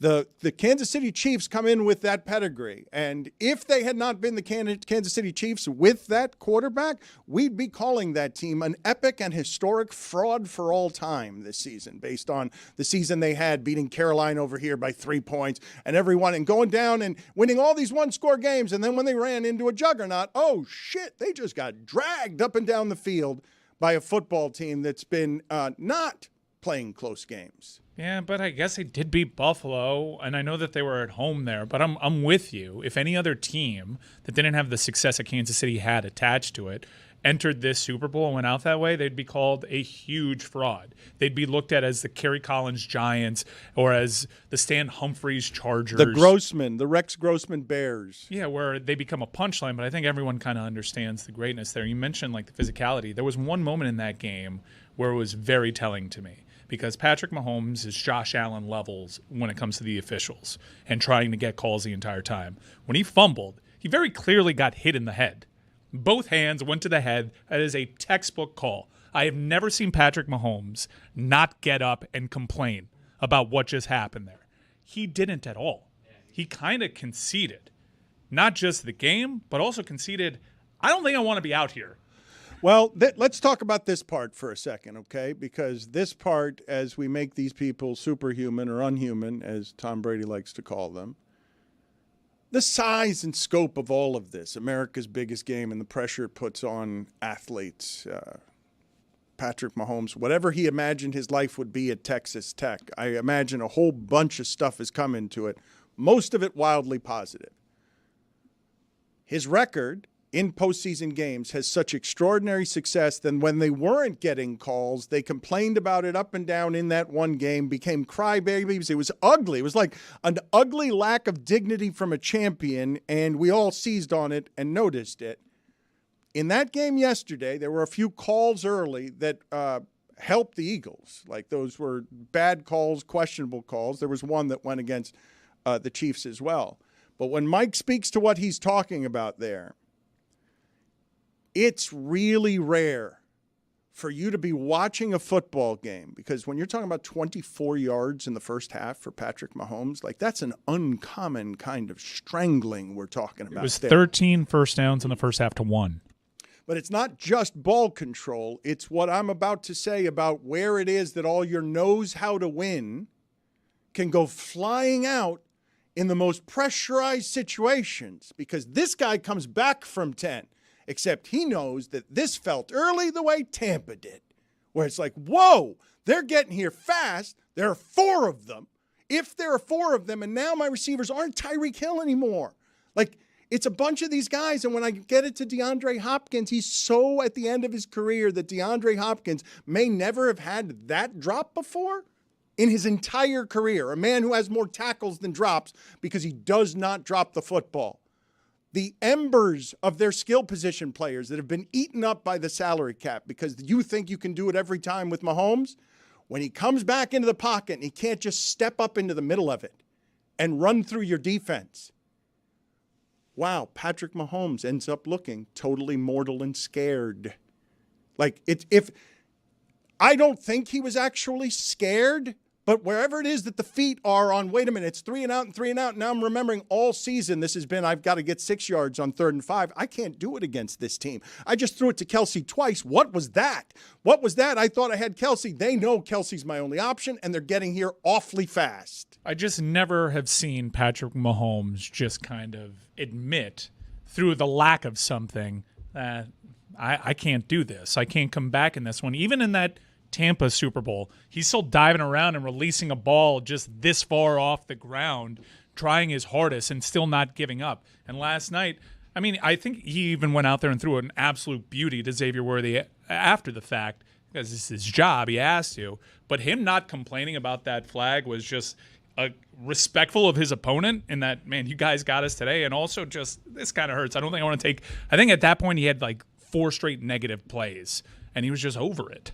It's really hard to do the analysis on a good team losing in the Super Bowl. Like, we saw them all season. We were like, this Chiefs team is flawed, and eventually it will catch up to them. But it didn't until the Super Bowl. And now it's kind of like, well, what do they really need to, like, blow the whole thing up? Like, I don't think so. They made it all the way to the Super Bowl, but they clearly were outmatched in this game in the trenches. So what do you do now? Like you've already tried to put a lot into your offensive line. I guess you need to do even more. But like at the end of the day, they still made it all the way to the Super Bowl. So, and they have Patrick Mahomes. There's not a whole lot you would trade for that. It can't be, though. It can't be to go from, your two halves away from a three-peat, something that's never been done in the sport, to do you blow it up because that was that obvious in that game. But this is how obvious it was, and it's worth noting in terms of the differences between what the Chiefs were when they beat the Eagles and what the Eagles are now. In the space age, where they've got the biggest, strongest guys up front, do you realize that in this game that we're watching, after you guys have told me and we understand how we came upon the premise, even Las Vegas Money said this was so. No, man, Andy Reid is smarter at this stuff, and Spags is smarter in this stuff, and the quarterback doesn't make any mistakes, and he knows how to win. These people know how to win. Yes, they do. Spags sure as shit knew how to win, stopping Saquon Barkley, because I haven't seen it all season. The problem is they have too much on offense. You stop their run game, and what happens? Jalen Hurts is playing quarterback in an entirely different sport that Patrick Mahomes is, because he gets to just sit back there and run around, and he's got these receivers that are actually good because he's got two number ones, and you saved money at quarterback there, and that's where it is that the Eagles run down the throat of the dynasty and take it over with a cement mixer, because this is not a subtle object. Like, you stop their MVP, and what? And what? They've got Goddard didn't do anything in that game. Goddard hit you for 120 in a game because they're just overwhelming. Well, and it's strange to say in a game where where you give up 40 points, but like that was not on Spags. One of them was a pick six. No, exactly. The field position battle was ridiculous. Patrick Mahomes was giving them the ball on like the 5-yard line. All they had to do was rush it in to score. So Spags didn't have a bad game, even though the Eagles scored 40 points. Right. It was the Chiefs' offense. There's also field goals left and right. Yeah, right. And like they couldn't scheme the offense around the fact that the Eagles were getting pressure with 4 on the front the entire game. Those two things there is no answer for. When I'm telling you, we analyze the holy hell out of this sport. But when the disparity on offensive and defensive lines is that overt that everyone eating a chicken wing after ice cream can see it. Like whether you're on the munchies or not, you're just watching the sport and you're like, oh, I know what Kansas City is. I know their mythology. Oh, it's 24-0. They're not going to do anything in the second half. Like there are no adjustments to this. They could talk about it at halftime, but there are no adjustments to Fangio's sitting up there. He could be eating those Eugene Levy puffs. He didn't have to do anything. He didn't call a blitz all game.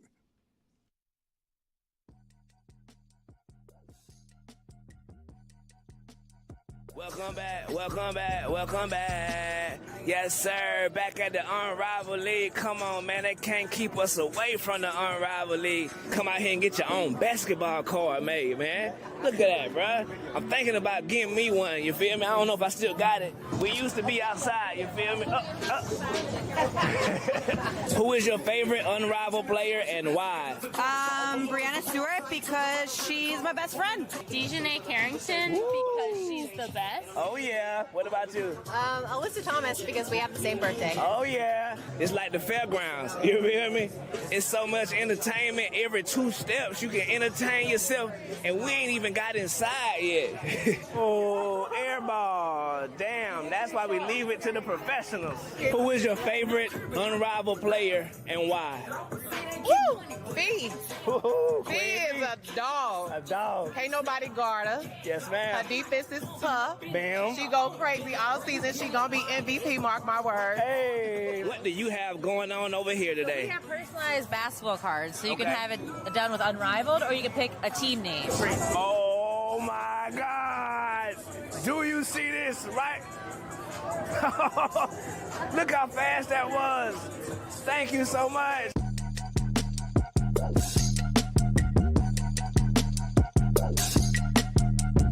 It's almost game time. It's almost game time.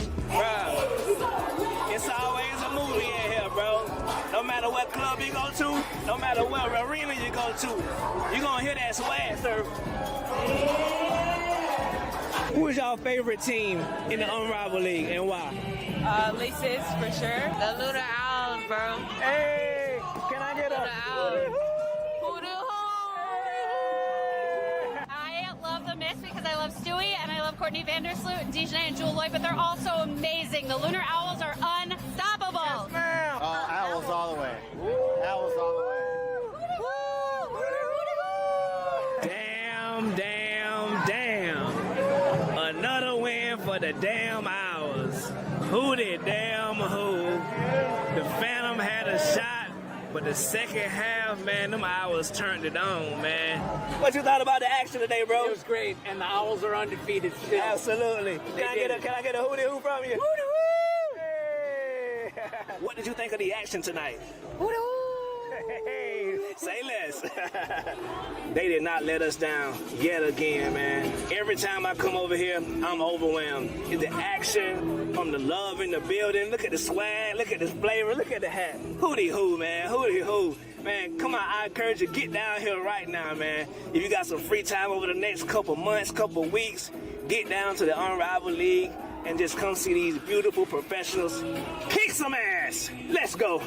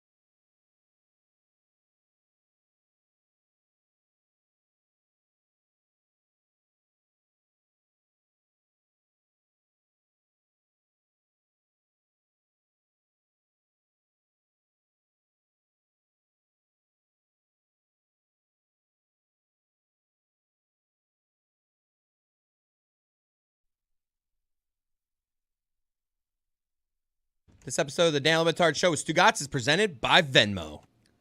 Stugotz is here, and because he has had a week in Super Bowl heaven, and these are his first words at the microphone for the week, we must treasure them. This is the mighty God of God Bless Football coming down from the mountain, flying in, emergency flying in the morning so he can give you his freshest and hottest takes as God Bless Football puts the punctuation on an award-winning #1 football podcast in America season. The draft is right around the corner, Dano. I mean, he's got his weekend observations ready, but he's never flown in on a Monday, and first things he speaks into a mic are weekend observations. So we're going to give him a minute to gather himself because I'm sure he's got something for the Chiefs. I guess I probably have to lift the moratorium on Stugotz getting to talk about the Chiefs, right? Because now I was right, yes.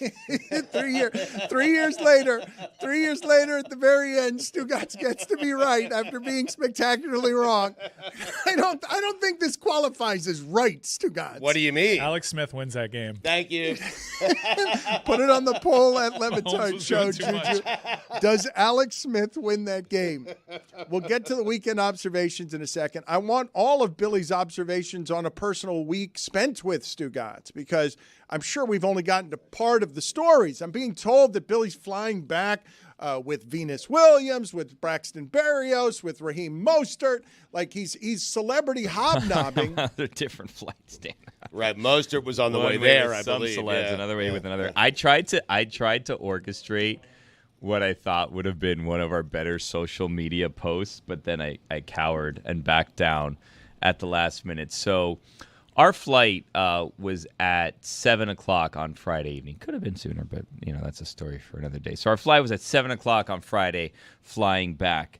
And you go and you sit down, and it's just like a who's who of, like celebrities and football players. Almost to the point it was like, who is this who? Because someone was walking through with a giant Bounty jacket on that they got when they were going around doing Radio Row. And we couldn't exactly place a name on who it was that was still wearing their Bounty jacket on our flight. But like Jonnu Smith was on our flight, and David Njoku was on our flight, and Venus Williams was on our flight, and there's a player from an Unrivaled on our flight. All in first class, I assume. No, there were so many people that they ran out of first class seats. Like, I'm not even joking. I was shocked because I booked the flight a month and a half ago, so I got row 2 of normal people seating, so I was row 9 or whatever, right? And when I'm seeing some of these people walk past me, and I'm like, this just does not feel right. I'm not supposed to be sitting further up on the airplane than these people. And we've discussed this a number of times, and I thought it on the way up, because on the way up, I saw Raheem Mostert on my flight. We had an awkward exchange. On the way up, I had Raheem Mostert on my flight, and I said, you know what? If Raheem's on my flight, nothing's going to happen to this airplane. Yep, I thought that. And or no one will remember you were on that flight. On that one, yes. That one, I would have been on a note. You know what I mean? Surely you guys are actually treating this as less of a joke given recent aviation issues. Yes, I got to tell you, Dan, nothing made me feel better than when I was flying to New Orleans and Jimmy Johnson was on my flight.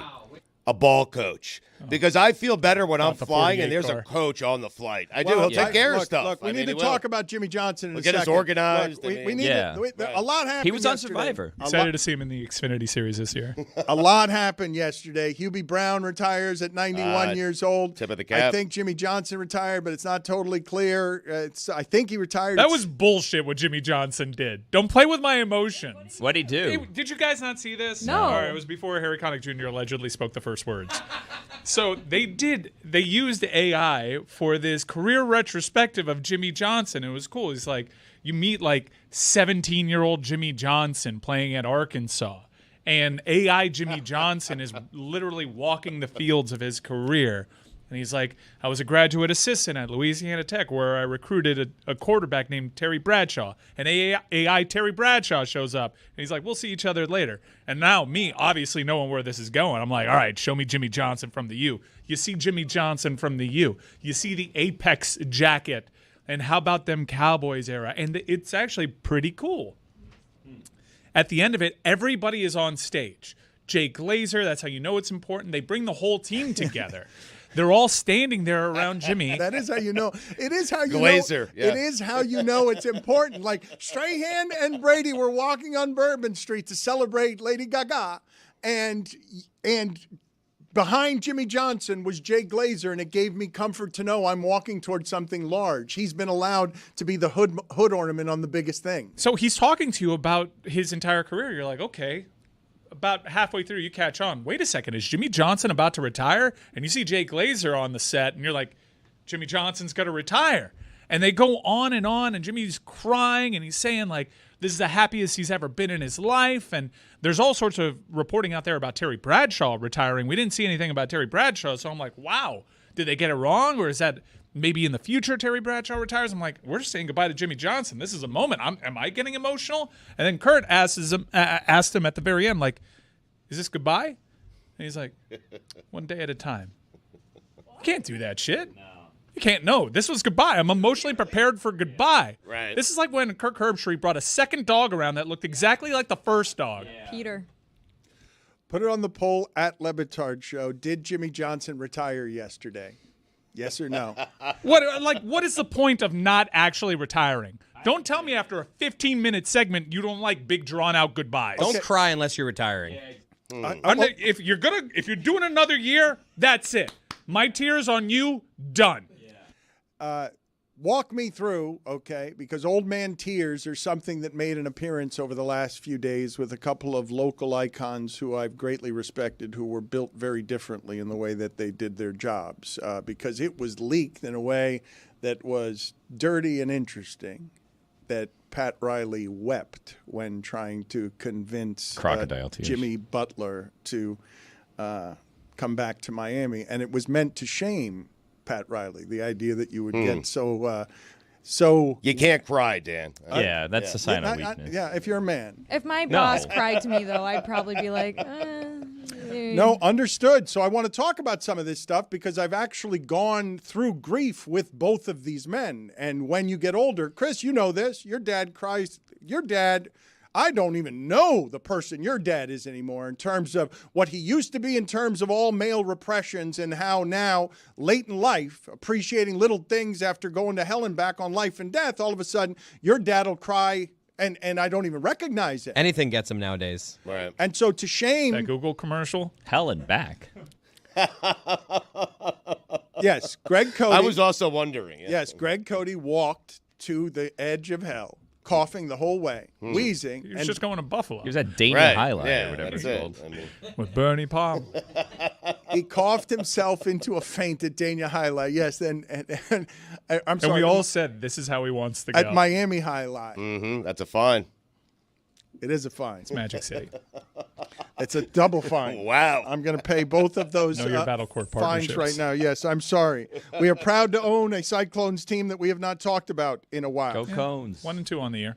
But I do want to talk about these two men and their tears because I want to ask you, Stugotz. Like, let me take you through the journey of whatever it is that Jimmy Johnson did or didn't do. Well, that's a great way to yesterday put it. in Like, retirement. whatever it was that he did, because it was supposed to be a retirement, Right. and he didn't actually say he was going to retire. Maybe he forgot. He actually had an opportunity to, and he's like, now's not the time for that. When is the time, Jimmy? That One was day the at a time, Mike. do you think they maybe wanted to test out the AI technology, and they're like, what should we do with this? Let's make a tribute to Jimmy Johnson. Is he going to retire this year? I don't know, but we can play it anyways. Maybe he already did, but AI Jimmy didn't want to retire. And this was a fake Jimmy Johnson the entire time. And they're like, we can't have another season of fake Jimmy Johnson. They're going to catch on to us eventually. So then they had fake Jimmy Johnson needing to come out and retire to put an end because fake Jimmy Johnson has been doing this for who knows how long, a year, maybe 2 years. The real Jimmy, it's unknown where the real Jimmy Johnson, he may be fishing, he may be somewhere else. Not for me to say, but the question is maybe fake Jimmy Johnson was finally supposed to retire because people were catching on to the technology, and now he has become aware and he's making decisions on his own, and fake Jimmy Johnson didn't want to retire. If I may. You may.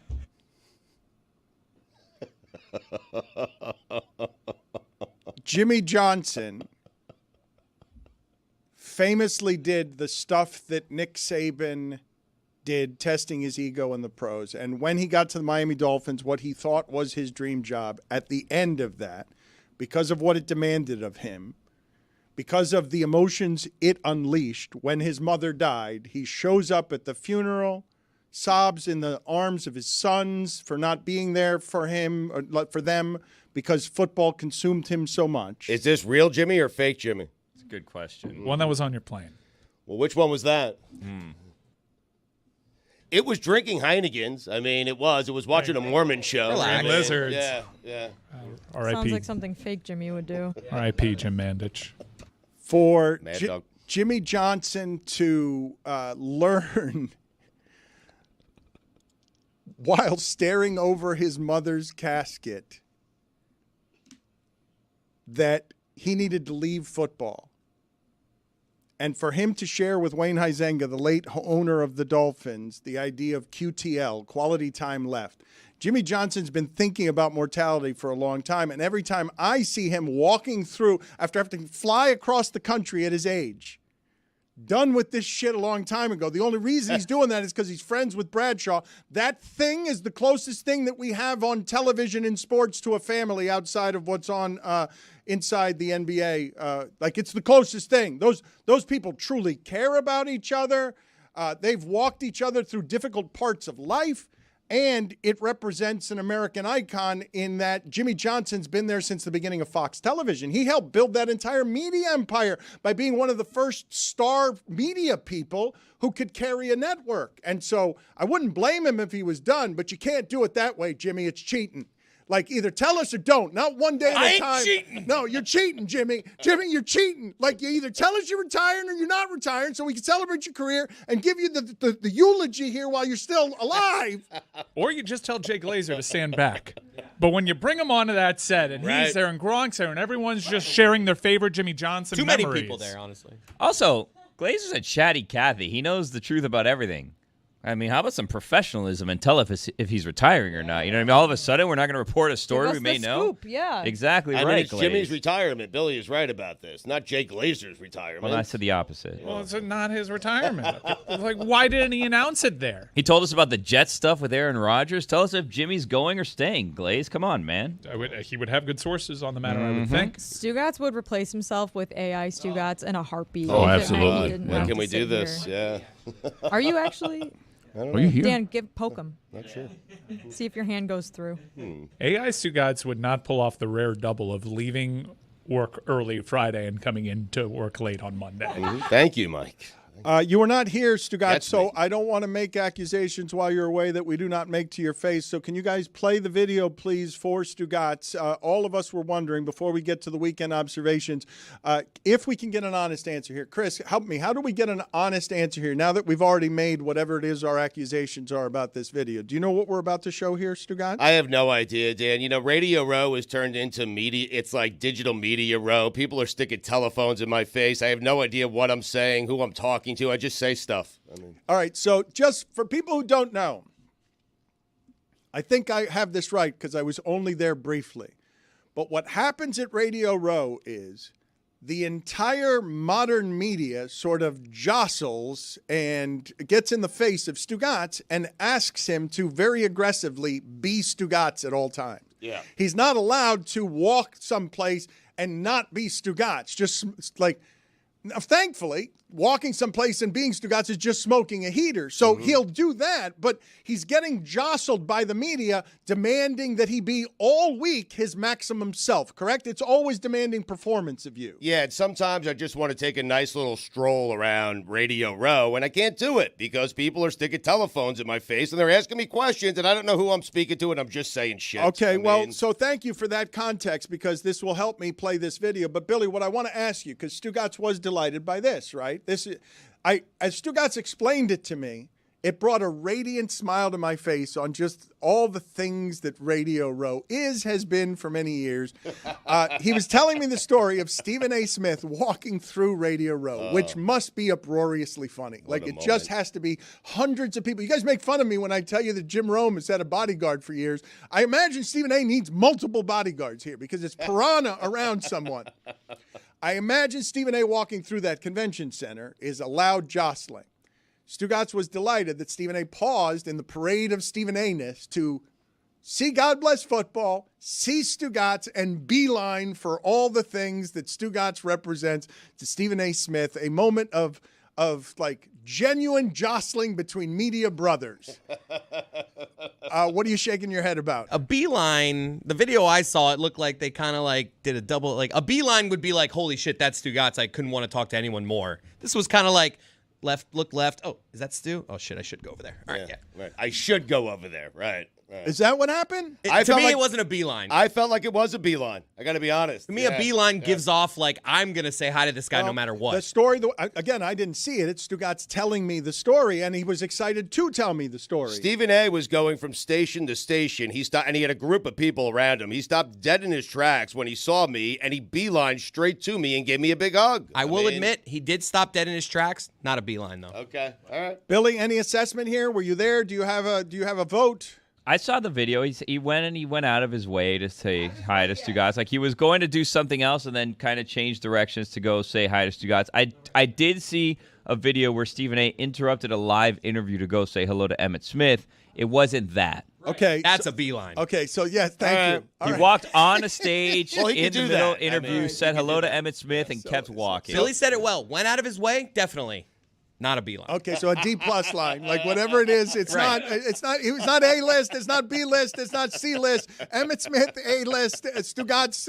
And all of it's a jostling. My larger point is that Stugotz is in a buzzing epicenter of just content makers burping and colliding into each other, and so somebody at DraftKings put a microphone in his face, and they asked Stugotz, "Do you remember any of this? Because I'd like to know what you guys think his answer is going to be."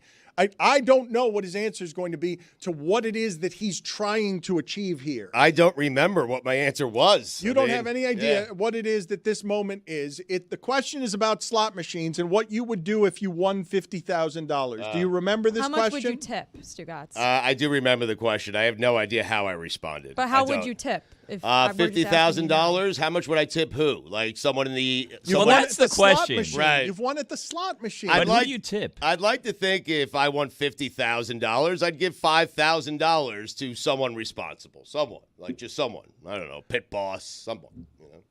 I'd like to think that, and that was his answer. You do like to think that, but all of us don't have any evidence that you ever act on anything other than just thinking that.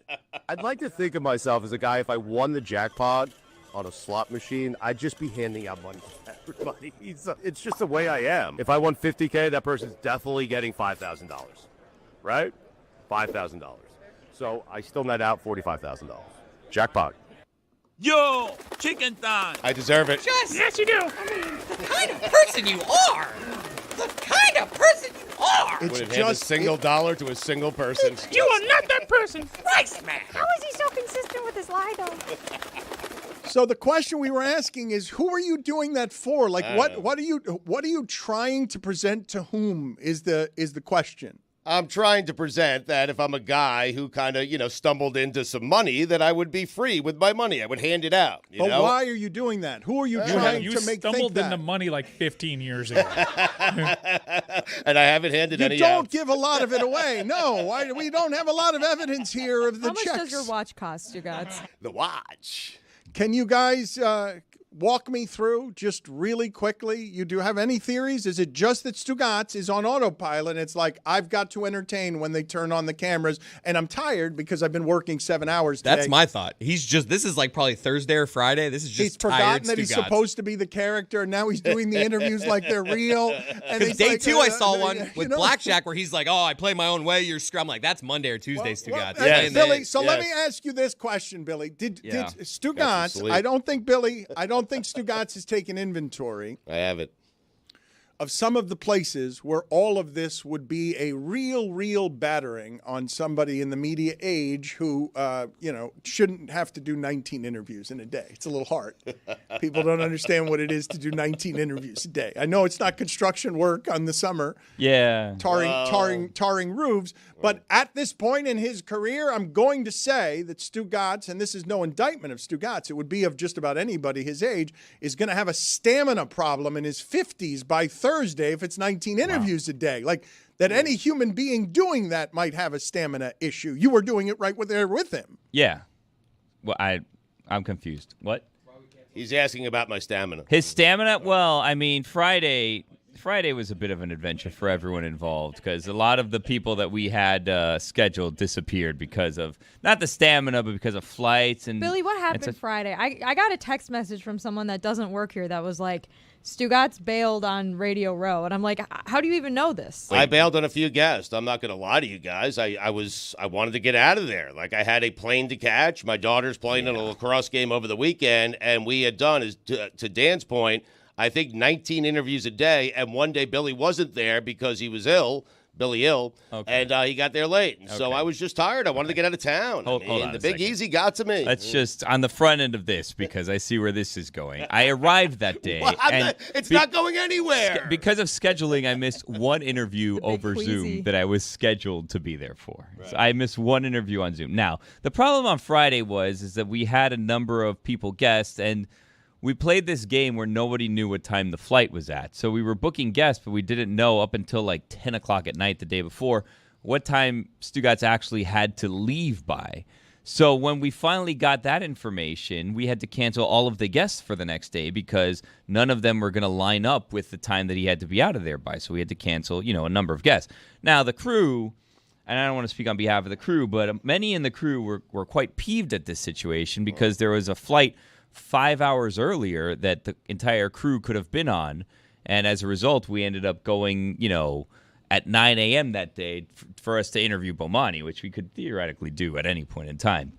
But we did it that day, and then all of the guests that we had scheduled had disappeared. Now, the crew, I think, is not happy because they apparently secretly recorded something that was going on that Friday. And this was a person, after Stugotz had left, the crew had to stick around, and now they have to break down the set, which, again, they could have done the day before, or they could have done earlier in the day had they known what time the flight was at and gotten out of there at 2 instead of 7. So we had some help when we were breaking down the set. And I was very bad at helping break down the set, but I was there pitching in. And then, lo and behold, a friend of the show just decided, you know what, I'm going to go and I'm going to help pick up all of your equipment for us. And Dominic Foxworth decided, being the nice guy that he is, not to give away $5,000 if we won $50,000, but to literally break down and clean up Stugotz' set after Stugotz was gone out of town. Right. Even though we saw him like an hour later still just walking around Radio Row doing interviews with Had people. a plane to catch. Yeah. Jessica, you're shaking your head in something. I don't know exactly how to read what it is that I'm reading there. Yes, Dominic Foxworth would understand that we're a media outfit that's on our own, and if we make a mess, all of us have to kind of clean it up because we're all we got. He doesn't work for us. He just decided, he saw us cleaning up a set. He said, you know what? I'm going to help with this. Look at him knowing how to coil. Oh, he was so good at coiling those cables. I'm not gonna name names, but I had some people here that very dismissively were condescending the way I was trying to help wrap up cables, and they're like, "You're breaking the cables." I always thought you guys break things all the time. I thought you get the elbow involved when you're doing No, that. no. He's doing it without the elbow. That breaks I always the go cable. elbow. You go with the thumb. I always involve the elbow. No elbow. What do you elbow. mean? You got to involve different cables. No, that's what they told me. I thought elbow too. They said that's for like elbow. extension cables. Yeah, like an extension cord in your house. Yeah. Different cables. Who knew? I'm not even sure how you would do that without very the well elbow. without the Thank elbow. you. How do You you don't need do an elbow. You got an elbow. You have to twist your wrist and That's how you keep it tight. You follow the bend of the Yeah, coil, yeah. and then it Because twists itself. I've never done it with anything other than my elbow, I can't imagine any other way to do it than with the elbow. Same. If I'm wrapping a garden hose or a coil, if that's the way I'm doing it, the most efficient is that not the most efficient way to do it? There might be the other way might be a way. I'm That's considering not how this I for the learned first it. time. And now Lewis is telling me in my ear that no elbow. No elbow. No elbow. That's Absolutely what everybody no. said. Yeah. Okay, I don't tried let me elbow. I got don't need to judged. hear from Lewis. Got enough voices around here. Did not- Sorry, but we had a very good mystery crate last week that Lewis was a part of, which everyone should listen to. It was a lot of fun. We talked about all the characters in McDonald Land. Right. That's fine. Like Didn't need to Uncle hear from him O'Grimacy. there. This is why I left, by the way. I mean, just everyone debating elbow, no elbow. I was trying to help. No one would give me an answer, and so I left. You were not trying to help. I did my job. You I did mean, parts of your job. I did all of my job. Well, I mean, Except the last 4. You're just sitting here. It was Emmett Smith. I mean, I'm taking Billy's word, getting deep into the weeds on. It sounds like you got very close to the finish line of correctly doing your job with maximum efficiency, and then the car broke down at the end for a number of understandable reasons, because the last 4 days had been crazy and Billy ill. It felt like you sideswiped him a little bit. That's saying, not what I was doing. In fact, I told Billy if he doesn't feel good enough, he doesn't have to come. We'll be fine. Like, I felt bad for Billy that he had to come. I did. I actually did. But, Dan, let's be honest. Who wants to hear from Donovan McNabb Super Bowl week? That's the thing. Like, on a Tuesday, you're thrilled for that guest. But on a Friday, you're like, no, I'm getting out of town. I mean, Eagles quarterback. If you want to hear from him on Radio Row, this was the year. On a Wednesday. To hear from Donovan McNabb. I see your guest list. You want to hear from people. You had Ross Chastain on your guest list at one point. No, I don't think that one happened. That was canceled. Yeah. The Watermelon Man was canceled. I had nothing to do with it. I would have stayed. I would have stayed because Mike was so excited for that guest. I would have stayed, but he was canceled. I have a question for Billy. Chicken thigh. I didn't cancel it, Dan. I did not cancel it. Chickens defend me. I will not. Watermelon Man. I would have stayed for Mike and given him $5,000 cash. That's a lie. Billy, what do you tell the bookers when you're canceling these guests? Like, what is the level of shame and sadness that you feel? This year, Stugots until Friday was very well behaved, and I don't think we canceled any until Friday. He tried like hell to cancel Funny Marco on Tuesday. Everything. I love Funny Marco. You had Debo Samuel on Friday. Yeah, well, we had scheduled. That's a and Tuesday, didn't. Wednesday guest. Where would you normally tier Donovan McNabb and Funny Marco? Listen, before the week, I would put, if I had to, Donovan McNabb would be like a top 10 guy I wanted. Funny Marco would not even be in the top 100. But now that I'm armed with had hindsight, a nice conversation. Oh, no, Funny Marco is a top 5 guest of all time for me. There it is. I never want to talk to Donovan McNabb again. Well, I don't know what you're doing there. It's very strange. Funny okay? Marco. But it's Stugotz. Look, That cleared up? He's funny. I don't know, Stugotz, if you're aware of. Well, because I could have stopped there. Yes. I don't know if you're aware. But the curmudgeon in you that rises up when you no longer have time for a conversation with Donovan McNabb seems to run against what I thought Radio Row was for you, which is every Donovan McNabb who's available you want to talk to right up until you get tired of it because you want to get on your flight on Friday. I had plenty of time for Donovan on Tuesday, plenty of time on Wednesday, had some time on Thursday. Friday is getaway day, Dana. This is why I'm telling you that's a stamina issue. This is why I'm asking you, Billy. What? I mean, we did a great hour, I thought, with me, Billy, Bomani, Diana Rossini jumped on, Sarah Spain towards the end. I enjoyed that hour very, very much. I mean, it was the only thing we didn't have scheduled on Friday, but we did that. But that's also Baselli's fault, Dan. We were going to get the Baselli hit. Baselli's This fault. is no Thank Super you. Bowl without Tony Baselli zooming in. Right. Billy, finally, what were as we put punctuation on this, how do you feel about the entire experience? You guys would not bite at all on me saying New Orleans is a top 5 great American city. I don't know great. how many you guys would name as great American city. Like, I'm not just talking about big cities. I'm talking about a place with character and history that you feel it when you're there. It feels a little bit different energetically than all the other cities because you know of the history that's there and you can see it in the bones and the structures of the things you're walking around. Like, I don't know how many cities you put in the top 5, but this one has to be in the top 5. I obligate you. Well, there'd to have to put be it, 5. Wow, to top put it 5 in your cities, top 5. huh? Great American cities. It's got good vibes. No, you're right, Dan. Great but I feel like American. the You're last 5 cities you've been to, you would put on that list. Because when you get back from New Orleans, you're always like, wow, that was great. I had a great time. Yeah. Except for if you're me after the Sugar Bowl. Is Las Vegas a great American That's city? a good question because I was just thinking about that because its history has some of the same things, but it's more antiseptic. It's more like in terms of representing its surrounding region. I think Austin would be there for me. No, not for me. No, Really? especially not only would it not be what Pompano? it used to be. Bingo. It used to be. Austin used to be 25 years ago, and now it's popular. That's not the same thing. Right. That is not what I'm talking about. Something that you're driving down a highway, or you can see something that's lived there for 150 years. It wasn't put there recently. Anyway, Great American city. you guys didn't want to do that with me. There aren't many. There, San Francisco used to be one of them. It's no longer? No, I lied. Oh, no. No. What happened? No, you tell me. I've never been. You tell What me happened what to San happened. Francisco? Maybe next year. Well, How the much time- Super Bowl's How much there time do you next have? You tell me what Got a happened. couple theories. Look, you've got. I don't know if you guys saw this, but Charles Barkley is saying don't go to San Francisco for the NBA All-Star game. It's very much an ally. It's rat infested, is what I Charles was there Barkley like is 5 saying. years ago. I had a pretty good time. It depends on where you are, and some things have changed in the last 5 years. So when you say great American cities, are you talking about like Savannah? Like what are we talking about? Yeah, here? Charleston. Right, They have the Charleston. bench that Forrest Right. Gump sat on. Jacksonville. Great American cities, huh? Chicago, like, does that count? Yes, I feel like Chicago Chicago's a does. great city. I Well, it do sounds like we're think just naming New Chicago York, does. No. Chicago, New Orleans, about and like Detroit? You LA feel it and a when couple you're there. others. I wouldn't put Key West in there as a cheap imitation of New Orleans, for Wow. example. Wow. Cheap imitation. His list, guys. Oh boy. Huh. And I love Key West. Doesn't sound like Yeah, it. that was the opposite. That's the What that opposite of sounded To like. pale think to so. New Orleans as a great American city is not an insult to another American city. Called it a It's not. cheap imitation. Yeah. Yes, it's a cheap imitation. Huh. How about Nashville? Is that a great American city? That's close. I feel like Wow. your criteria is just you like places that are really haunted. Yeah, I don't know what it is. It's partially that, but it's not just haunted. It's when it is that you can read about the local history of a region and you can watch through aging what happens to it through Katrina as it represents something above sea level that has lived and breathed and overcome any number of things to still stand and be the best city that hosts Super Bowls, the best city to host Super Bowls. And I say that coming from Miami, which I also think is a great American city, or used to be. Above sea level.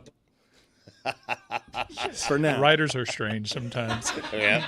Well, This represents something above sea level. It's just a city, man. Well, oh, is it? Okay. No, it's a great. It's No, a it's great, a great American All right. city. What- You're what- right. what's Yeah. Stugots? Keep What, saving a butte. I like what Roy said. Yeah. what Yeah. are the great American cities, Stugots? What are they? I think Cincinnati is certainly one of the great American cities. Yeah, I think Cincinnati. They have a great No. ballpark. No, they it do. is not. Great American No. ballpark. I mean, that's why it's there. I mean, No, Cincinnati is not. Have you ever been? Put, Skyline. yes, and Huh. it made me sad. Put it on the Really? poll at Le Batard Show. Cincy. Yes, Cincinnati What makes about me Pittsburgh? sad. What's their Dan? altitude? Pittsburgh's a No, I great like American Pittsburgh. city. I like I like Pittsburgh. those yellow bridges. Hosting Yeah. the draft next year. I can't wait. Is put it on the poll at Le Batard Show. Is Cincinnati a great American city? It is not. Cincinnati's elevation is 742 feet. New Orleans is 6.5. wow. Both above sea level, though. We haven't really mentioned this yet. Miami? I did mention it. Oh, you did? Steve Okay. Martin. Is Pittsburgh? As yes or no? And that's a Lauderdale? fine, isn't it? What are we a cheap imitation of? Put Yeah. it on. What are we? A cheap New York City currently. Yeah, New York, Vegas. There's like 7 Well- Carbones here now. Well, that's the New Yorkers' fault. That's been. Come down It's here. not now. That's been for a long time. A lot of New York ends up. We are. Yes, we are a cheap imitation of New York. Yes, that is correct. in Wow, terms of- man. Clip that. Best I Jeez, I Louise. don't speak. why is that? We are not a cheap imitation of New York. Miami and New York kind of have this thing. Right. Everyone that comes in here tries to tell us how much better the place that they actively left is. I don't like it. No. I'm just No, talking. he's right. So great, No, 'cause no, Put your no. ass back up there. No, Uh-oh. I am Careful. talking about the restaurants that come down here. I'm talking about Just Cuisine, where it is that she's There's a talking about. Joe's Pizza in Wynwood. There have been, like, what has for 30 years, what has happened down here is that something opens in New York for food and then comes down here. Like, that's what I'm talking about. I'm not talking about the overalls of the city, but flavor is part of what it is that a city is. And New Orleans is a great food city. It's anyway. You guys that don't evidently want to. No one wants to come out with an anti-New Orleans take. Right. Just want to be clear. This is not the time for it. It's hard to rank only 5, Dan. There's so many great American cities. Well, it's just also if What's I your name criteria? something else, you'll be like, that's not a great American city when they have a great American ballpark. Some people, these are all subjective. I happen to really like Cincinnati. I supported your list, and then I come out with Cincinnati. You don't support me. Yeah. I mean, This land is your land, but it's also mine. California. You didn't support my list. did. You pretended to support my list, and then you said it's just the city of New Orleans. And Waco, you don't Kansas. remember any of the things that you said because you just got back from Radio Row. And you're just Super Bowl getting- Monday, You're Dano. just getting badgered. Memphis? Yes. Ah, Memphis. Memphis is a top 5 American city. Dan, come on. Yes. I think the list is expanding beyond It's 5. more than 5 already. Not even Jimmy Butler wanted to go to Memphis. Right. Play a little music there, and Dan's in. He literally said everywhere but Memphis. They have a Pyramid Bass Pro Shops. Yeah, that's not great. Oh no, It that is was the in the music. pro column. It's a music thing. Chris sees on it. No, if they have like a sound. Well, that's good too. But it's not just a sound; it's also a taste. It's ghosts. He likes ghosts. And that, guys. and when I say above sea level, yeah, the cemetery's above ground. Detroit has a sound, and it had RoboCop. Yeah, Dan, Detroit. And its own type of pizza. Detroit. And Tim Robinson. Detroit is not. When's the last time you've been to Detroit? Not that long ago. It's great. It's They've gotten really better. done a lot with Yes, it. Hanging out in Detroit. Downtown, you laugh, Billy. There was a time where you said I couldn't pay you $1 billion to live in Detroit. Downtown's nice now. But yes, they've changed. They actually changed the economy around a ballpark. They actually are one of the cities that did that correctly. By gentrifying. You and Eugene Levy can go to all the Little Caesars in the world. Their world headquarters is there. Does having a good ballpark or like a good sports venue have to be a criteria? Because I don't know if Miami's a great American city. Although I do wish Miami would try to copy New York's public transportation system. That would be a better thing than putting a fourth Lucali somewhere in Sunset Harbor. So I have New Orleans, Nashville, Memphis, Savannah, and Cincinnati. Savannah and Cincinnati. When was the last time that you were Pompano. in Savannah? Give me all the history of Savannah that you know. Tell me one thing, Savannah's a good anything city. architecturally. No, I'm just saying. I'm not denying that Savannah is a good city. I'm wondering why it's on his list. He's a big fan of the John Berendet, the Midnight in the Garden of Good and Evil book, right, Stugots? Yeah. Or just Savannah's got good bones, Dan. I mean, New Orleans. Not better than New Orleans. Those bones. The bone off. Those, you know where those bones belong to? I'm not nailing it. How about Chicago? Is that on America's great cities?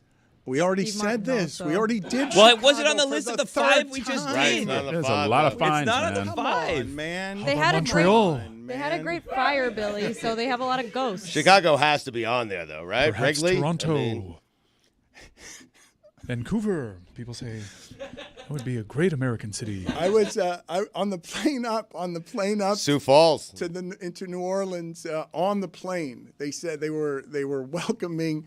They were talking about the Gulf of America, and I couldn't help myself. I shouted, "That's not a thing!" What about Nuke, Greenland? I'm a fan of using nukes if I must. It might be pronounced Nuck, but not anymore. Now, does it have to be part of like the continental U.S. or is like Honolulu on your list? Oh, wow. Or Juneau?